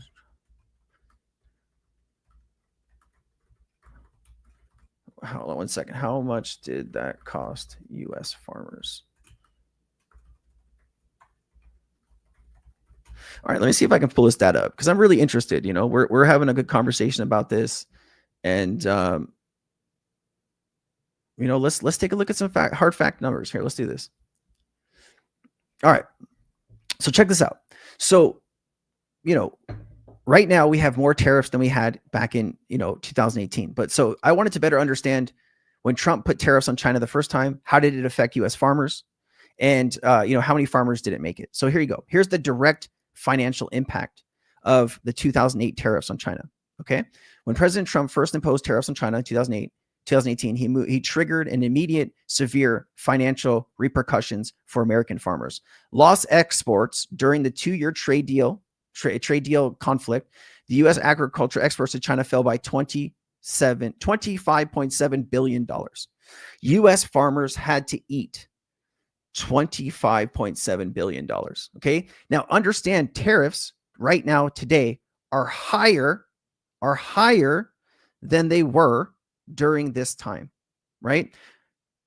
So it's going to be even worse if you're following that, right? Check this out. 70% drop in soybeans to China, right? This was American goods, especially soybeans. They saw a 77% drop. That's what you're seeing right now, is a complete drop in exports to China. Government bailouts. To offset this, Trump approved $28 billion to bail out the farmers. All right. This is what I am worried about. The effects of what tariffs have done in the past and what they could do in the future. All right. And like, this is a direct tax on the consumer, which is me and you. And that's a problem. Good stuff though. Good stuff. Joe Rogan needs to interview Brad Garlinghouse. I think that would be really cool. I don't think Joe Rogan really has the know-all to do that. Like, it's cool to have a famous person, interview somebody, but if that person doesn't really know what to ask that person, it's not going to be a great interview, right? Like if I got a chance to interview Brad, I'd want to go through like the 4 or 5 pillars Ripple has, right?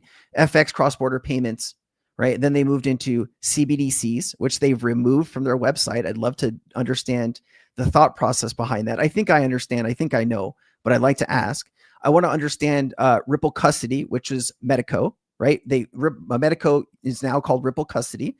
I want to understand how that has been evolving, right? I want to understand RLUSD and other stable coins that are looking at being created on the XRP ledger, right? Are banks talking to Ripple about CBDC, about stable coins? I really want to understand that. I want to talk about Hidden Road. I want to talk about their acquisition or trying to acquisition Circle, right? What was the thought process there? Why do you want to do that? And then, if I had more time, I like to better understand like what other, I guess, see, like you got to be careful with the questions, right? Because if I ask Brad, what other companies are you looking at acquiring? He's not going to want to answer that because he understands that if he tells the world that Ripple is interested in buying this and this company, that they'd be worried. So what I would do is I would redirect that question and say, what other areas in finance is Ripple looking to get into, right? Having that prime broker with Hidden Road is really, really unique and cool. What else are you guys looking and trying to do? And I'd like to better understand what technology, is next, right? We just had this whole stablecoin revolution, RLUSD. What is on the next horizon? I keep hearing Brad and David Schwartz talking about insurance products. I'm wondering if we're going to start to see more about that. But I think there's just a lot of value that I could get interviewing Brad than maybe somebody like Joe Rogan might not just have that know-how. But yeah, I got you, Lone Star. I got you. I like to this. I just like to see. I like Rivers. I like Rivers too, man. Appreciate you. What's a nothing burger, John? What's a nothing burger? As long as you make the apology video, Sensei, we are good. You promise. Clay, I still have. Here, look. I will show you this, Clay. This is on my desktop. Oh, did it? Here, look. Here. I have this on my desktop, Clay. Look. I have your message on my desktop. If you want to know what my desktop looks like, here. This is what my desktop looks like. And as you can see on my desktop, the only thing I have on my desktop that's not in a file is your comment. All right. I take that very seriously, Clay, and I will do that. If it comes to that, I will happily do that. But what I want you to do here, Clay, if it does go the way I think it's going to go, all right, you don't need to come on here and apologize, for all the shit that you said to me. But, it would be nice if I have to do this deal on your end, you should come and say something, you know, on that end too. Okay. We got that deal, that pinky promise. All right. Let's see here. You being a crypto guy, you should know something about patience. Looks like you want immediate results. So like, hold on, Christian, it's not that, man. So let me ask you this question. Okay.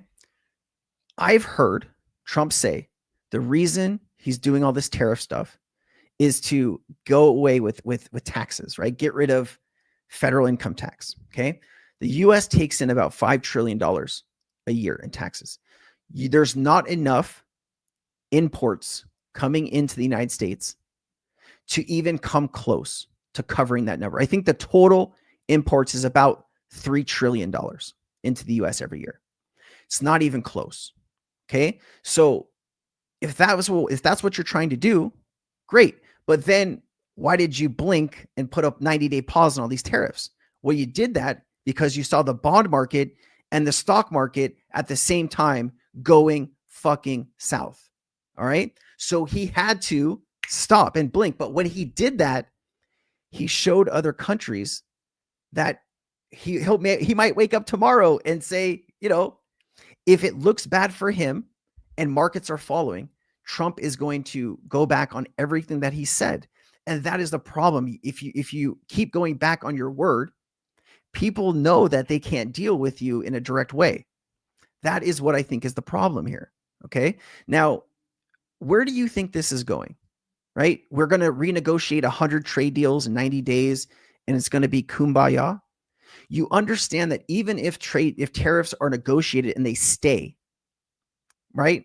Whether it's 10%, 20%, 30%, whatever it is, that's a tax. It's going to be extra money that is passed along to the consumer, which is me and you. How else do you see this happening? Right? And if you take a look at like how much money, we could go on here for a long time, but I'm glad you know, I got a little fan club here on the right-hand side. I like that. We did talk about Judge Torres. I think it's just gonna have to wait for it. 90% of media program for you to see, do your own research. Yeah. I mean, you can't watch like Fox News or any of these other organizations, right? Like you can't watch, you know, CNN, maybe. Like, I don't know. I like MSNBC, but I don't watch them too much these days. I don't watch cable very much these days. Clinton got a helicopter. Trump is getting much better than Clinton. Okay. If you feel like a $400 million plane is not a bribe for something, I don't know what you're, you know. The whole thing is, you know, the president shouldn't be able to be bribed on something, but hey, if you want $400 million plane, I see even like right-wing, you know, commentators, YouTubers are against the plane too, right? They're going against him on that. So we'll see how that turns out, man. Yeah, and I think there's a lot of people that feel the same way here, right? I don't think this person may be right for the job, but that's just maybe my opinion and a lot of other people's opinions. We'll see though, right? Time will tell how this will all work out, guys. You know, we got to hope for the best, but we also got to look and plan for the worst. Because if you're always assuming that everything is going to go how somebody says it's going to go, and you're not doing the actual research on verifying what they're saying, I mean, like, you're just, I don't know if it's low IQ or if it's lazy. I don't know what it is, but there's a whole portion of the population that is just on Earth 2 and not looking at what's going on Earth 1. That's a problem. Sensei, you pissed us MAGA people off. Yeah, I know, man. I know. We got into, I was keeping it good. I know, man. If you put MAGA hat on and do a video, I will resubscribe. Otherwise, I'm gone. Then go, man. Bye. I don't know what to tell you. I am not going to report fake information to make MAGA people happy. I just can't do it. Sorry. You know? Actually, I'm not sorry. If you don't like listening to this, yeah, find another channel, man. That's good. I'm happy you are going to do that. I wish you well, though. I really do. All right, guys, we are fucking going the wrong way here. My name is Will. I live in Honolulu myself. Can you explain how XRP can go up? I hear so much about market cap and will never ever XRP go to $8 or $10 if that. WH, thank you so much for the $9.99. So your question is, can XRP go over $8 or $10? All right.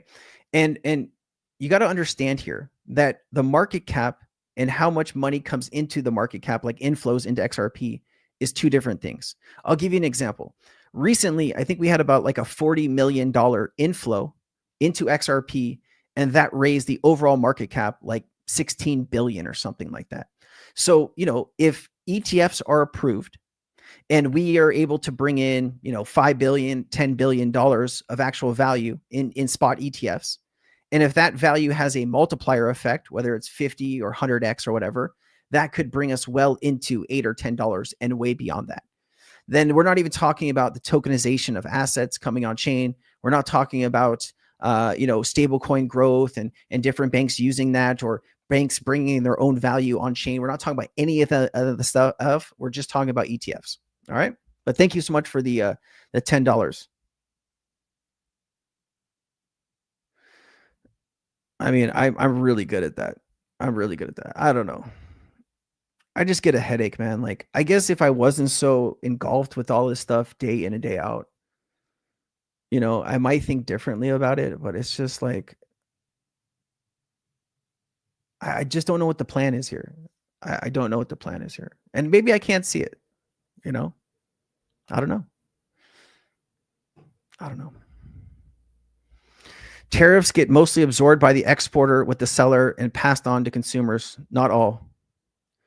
Walmart, fucking Target, Ford, GM, every company has come out and said that they're going to be passing on the cost to the consumer.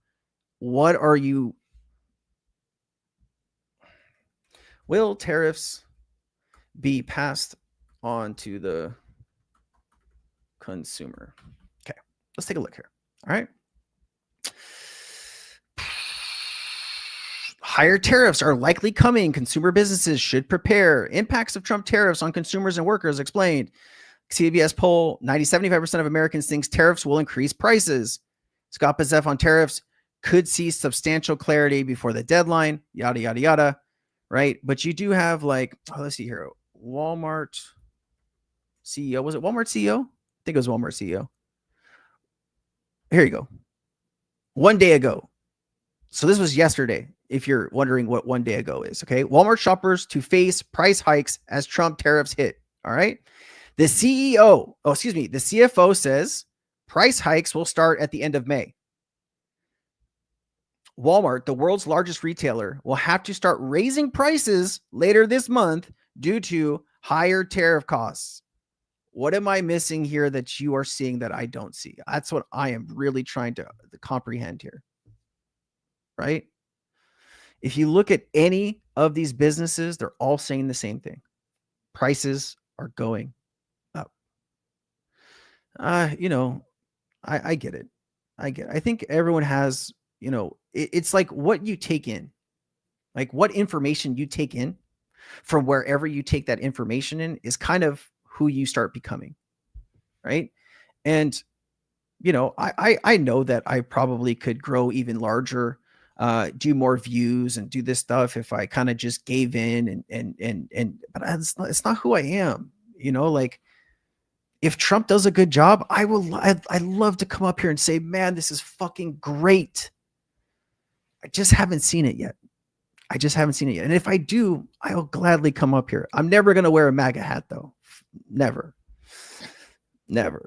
You should connect with Brad Kimes and maybe you can connect to you to Ripple. You know, I am talking with Brad. I'm talking with like Crypto Erie, talking with Brad, you know, a few of those people. You know, it's like you don't want to like directly ask him for the connection, you know, because part of that stuff he's done his whole life and he's got those connections himself. But that's a good idea, Silver. Thank you so much for that, man. You just got to skip over the Trump stuff. Well, we didn't talk about the Trump stuff until we got into the economic data, and the economic data is what kind of made some people go sideways. And that's the hard part. That's the hard part, looking at the economic data. So, people start mentioning that, you know, maybe it's fake or maybe it's inaccurate and this and that, and then we get into this whole thing. And trust me, like I got a headache now going into all this stuff. And I really don't want to, but I have to give you the financial part of it, good or bad. There's some good and there's some bad. All right. Justin says nothing that Ripple comes out with next would surprise me. They are geniuses, bro. They are geniuses, man. They are geniuses, man. Love you, Justin. Thank you, man. Raven, great to see you, man. Let's see here. So I am not alone, Sensei. You have pissed off MAGA patriots. I love your XRP reporting, but we have been abused. You are sensitive. I am. I'm sensitive. I'm emotional. You caught me. You caught me. And I'm sorry to see you go. What? Wait. If you want to go because you don't agree with what I'm saying, I understand. And I wish you luck, man. I hope wherever you get your news from next is as open and honest as I am with you. All right? I do wish you all the best. Thank you. RLUSD is slowly rising the ranks, currently 217. You know, if you look at, when you listen to Brad Garlinghouse talking about RLUSD, he said in the past that their Q1 expectations were over what they were expecting. I'd imagine Q2, Q3, and Q4 are going to be the same. So I will report that news when we do this, man. Hey, thank you so much, Barry. I really appreciate you, man. Let's talk about it. Sensei, if Trump is taking money from China, no Ukraine, not this, not that, Biden corrupt criminal admin. So hold on, let's just understand this, right? You believe that Ukraine gave Biden family like what, $5 million, right? And that's corruption, right? If they did this, that's corruption. But you're okay with Qatar giving Trump a $400 million plane? You're okay with, countries investing in Trump's meme coin so they can go to these dinners and be in front of him and ask for favors? Like, what are we talking about when it comes to corruption? What's more corrupt, $5 million or $400 million? Because $400 million is looking like it's, 50x times more corrupt. But that's just me. I guess maybe you're okay with the $400 million plane, but you're not okay with the $5 million that Biden supposedly got that they never proved he got. Good stuff. Good stuff. All right. I think I am. Have I responded to the super chat? Did I get another super chat? Yeah, I did. I responded to all of them. Last one was with WH. I responded to all of them. Yeah.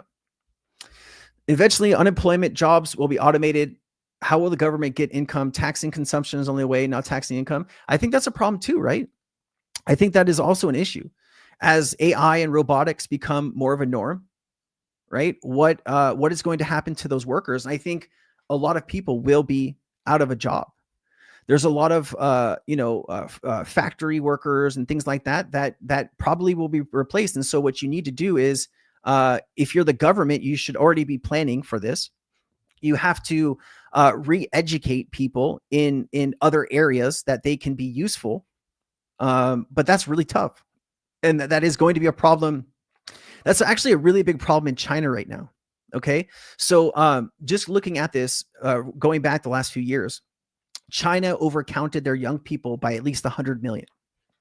And when you overcount your young people by 100 million, which is like 1/10 of your whole population, that's 100 million people that won't be looking for a job, right? Won't be working in the economy. And so China, with the one kid policy for those many years, nobody really had any kids.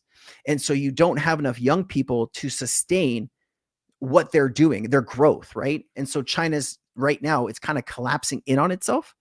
I do agree on some of the tariffs on China, like their EVs and things like that. I know like Biden kept on some tariffs and actually made higher tariffs on some of the things that China was trying to do to kind of keep them in check. I think the US is, the biggest, economy in the world, and China is the second. And of course, there is some tension there, right, with Taiwan and everything else. So we'll have to see how that plays out. But you're absolutely right. It's going to be a big deal.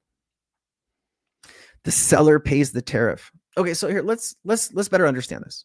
Okay, there's a 30% tariff coming in on goods from China. When they come in, right? The company in the United States that is bringing those goods over pay the tariff. They pay the 30%. Okay. Understand this. If you sold things that are $1, okay, and there's now an additional 30 cents on that, on that goods that you're trying to sell, now your cost is, 30 cents higher. So are you not going to pass on that to the consumer? I don't think you're looking at this the correct way. If you think businesses are going to be able to stay business if they're not taking in profit, right? They cannot buy new goods. They cannot pay their employees. They cannot expand. They cannot do anything. So those costs, if you're listening to any CEO of Apple, Walmart, fucking Target, all the car companies, they're all telling you the same thing. So you would have to believe that there is a grand conspiracy happening with all of the CEOs of companies in America. They're all lying to us that tariffs won't be passed on to consumers. Is that rational thinking? I don't think so. I don't agree. Are you still here? I thought you were leaving. I don't understand why you're still here, man. If you hate this so much, I don't understand.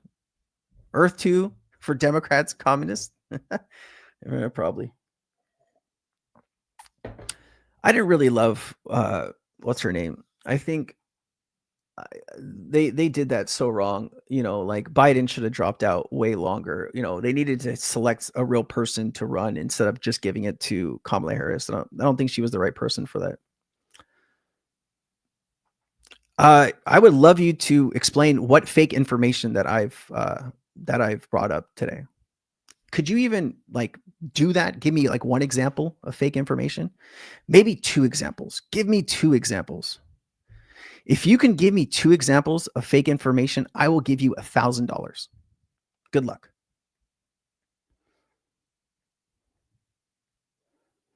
Trump got where he is today because he's smart. Absolutely. There's some genius to what he's done, 100%. But is his policies helping America? Is it America first? I don't know. Do you agree with what he's doing? Is his helping America? What is the end game, right? Because the end game to me was tariffs equals no taxes, right? And then it's changed. It keeps changing what his plan is. So it's hard to keep up with all of the changes is what I'm trying to say. Cool, man. Hope for the best, expect the worst.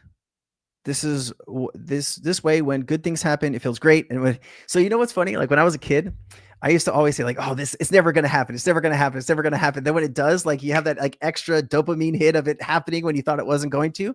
I think it's the same thing like that,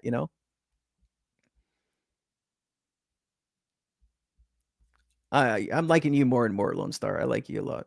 Awesome sauce. Keep the live streams going. Thank you, Daniel. I appreciate you. We've actually gained a few hundred people over the last 30 minutes talking about all this stuff. So obviously, it's not easy to talk about this. And obviously I'm pissing off some of you with the information. And I get that, man. I understand that, I don't know. I built this whole channel to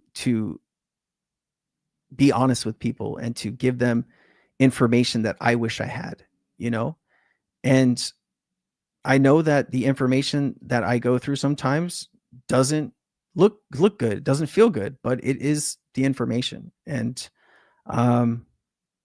it's hard, man, and I've lost people watching my channel because they don't like what I say. But there's, what can I do? I'm not going to start sharing wrong information and wrong facts. Who would respect me then? I gotta go to sleep at night, and I gotta get up in the morning and look in the mirror and like what I see. And the way that I've been doing what I'm doing, there's a lot of people that support it, and you're not always going to agree with me, and I'm not always going to agree with you, but I promise to never bullshit you. I promise to never lie to you. I promise to never give you wrong information. All right. Fair enough. What about the massive supply of tokens? White H, are we talking about XRP, love? What are we talking about? XRP is dropping. The best move for Ripple is too. I mean, I think, you know, you had some new information about tariffs today. Hold on. Let me just try to pull this up. Twitter. Let me see if I can find this real quick. Trump issues new tariffs letters. Let me see here. Oh, it's not even on Twitter yet? That's crazy. Hold on. Trump issues new tariff letters. Let's see if I can find this.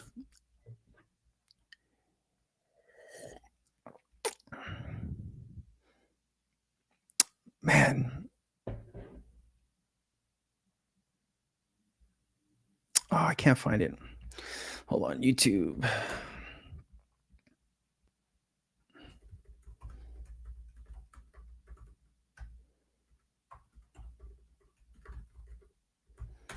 Let's see here. We have, at the same time, 150 countries that want to make a deal, but you're not able to see that many countries. So at a certain point over the next 2 to 3 weeks, I think Scott and Howard will be sending letters out, essentially telling people, it would be very fair, but we'll be telling people what they'll be paying to do business in the United States. All right, so there you go. There's another 50 countries that are going to be hit with tariffs. That's new news as of 8 hours ago. So we don't know what that's going to look like, ladies and gentlemen, and how that's going to affect anything, but be prepared for more tariffs.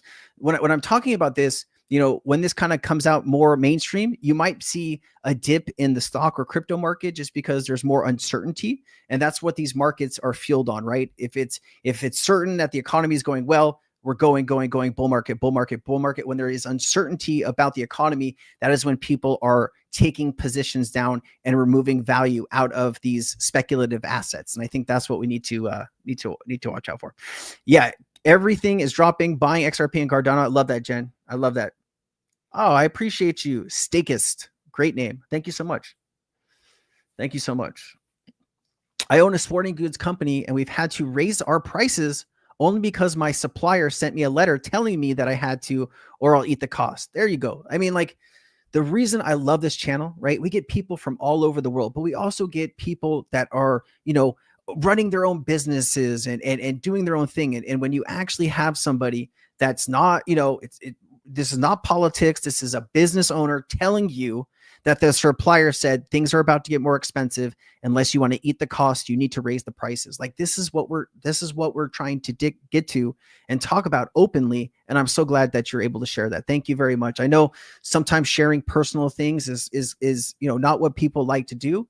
When I'm up here for 2 hours and live streaming this, like, I give you a lot of my personality and how the way I think. And, you know, it always doesn't line up with how everyone else thinks. But it's really great to get that. Let's see here. 30% tariff doesn't end up as 30% price increase to consumers. What I'm saying. Absolutely. Absolutely. So you are absolutely right. If retailers can eat the 30%, right, that is obviously going to decrease their profits though. Right. So let's just think this through. You're an American company. Okay. You're importing some goods from, you know, maybe China or other countries to help kind of build, like, maybe they're, you know, you're putting together, you know, makeup or whatever it is, like, I don't know, clothes or whatever. Right. So if you decide to eat the 30% and don't pass it on to consumers, your business. So if you make $100,000 a year, your business is going to make $70,000 a year. If you make $1 million a year, your business is going to lose $300,000 a year. That's what that translates to. Okay. So if companies, US companies, aren't making as much money, they can't hire more people, they can't expand their business because they're eating these costs. Would you agree that's a problem? And I just don't think a lot of these companies, if they want to stay in business, I don't think they can afford to eat 30%. Because most companies, especially China, right? When you're buying stuff from China, there is so much competition that very rarely you have over 10% of profit in what they're selling it to you. All right. So there is some complexity there, and it is difficult. And no, you're absolutely right, though. I just think it's going to be hard. Justin says, love you, brother. Got a bolt. See you, Justin. Yeah, we're going to end here soon, man. Love you, brother. Thank you for being here. You won't wear a MAGA hat, so you don't want to make America great again. You're America's enemy.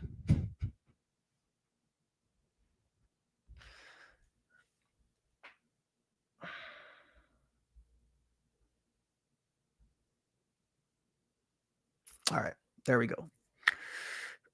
The plane was given to America, not Trump. Well, if that's the case, Zed, why is Trump going to put it into his library, right? He's going to use the plane up to when he's not president anymore, and then he's going to move the plane into his to his library, which means he gets to keep the plane and to use the plane. So technically, it's not going to America, because if it was, that would stay for the next president, right? Right. But I love the way that you're thinking. I just think you just need to close that. Check your DMs. Where, Sonny? Where? Check my DMs where, brother? Twitter?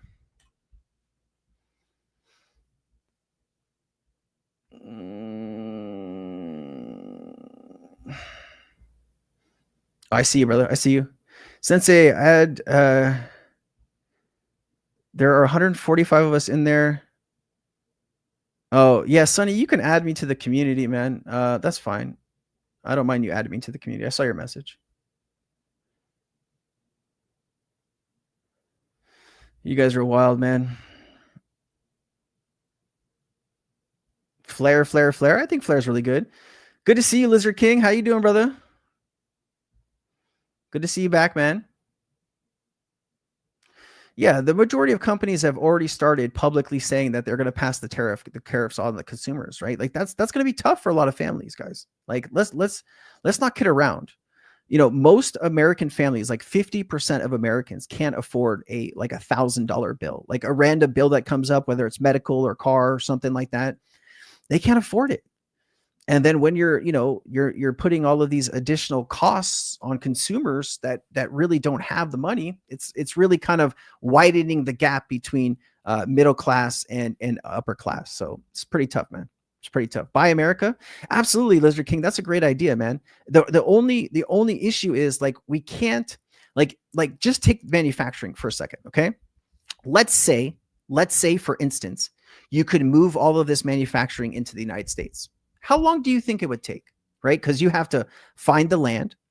You have to, have sketches of the building, and you have to bring a construction company in. You have to bring in the people that draw the maps and building the stuff. Then you actually have to build, right? So you're talking about 2, 3, 4 years to even get the buildings up to start manufacturing stuff.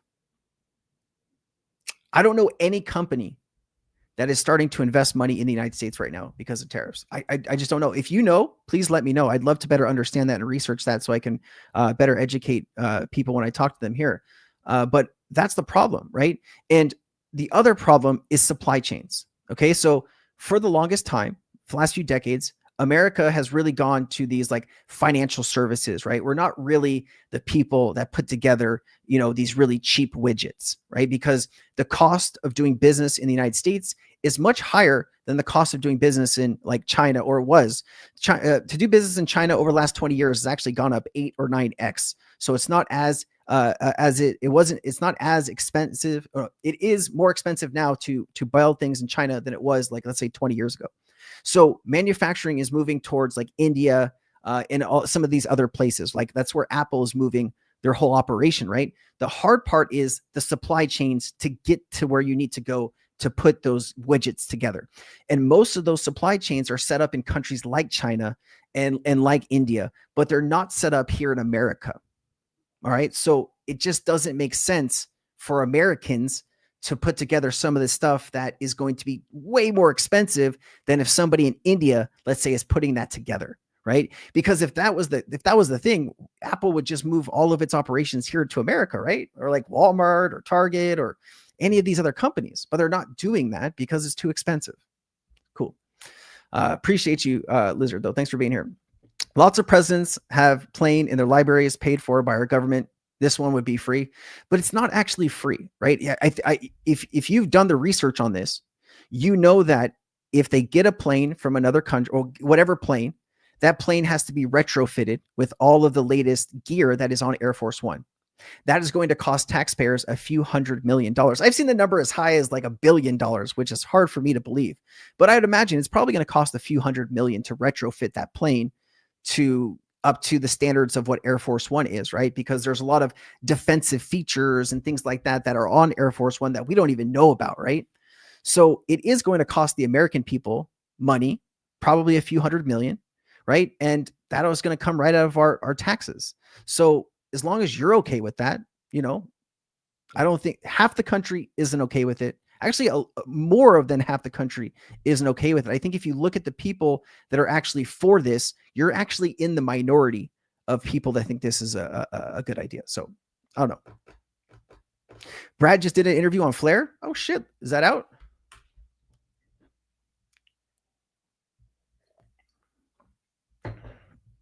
Let's see what we got here.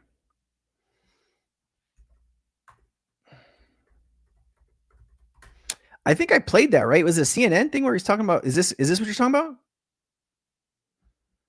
I put this in a video recently.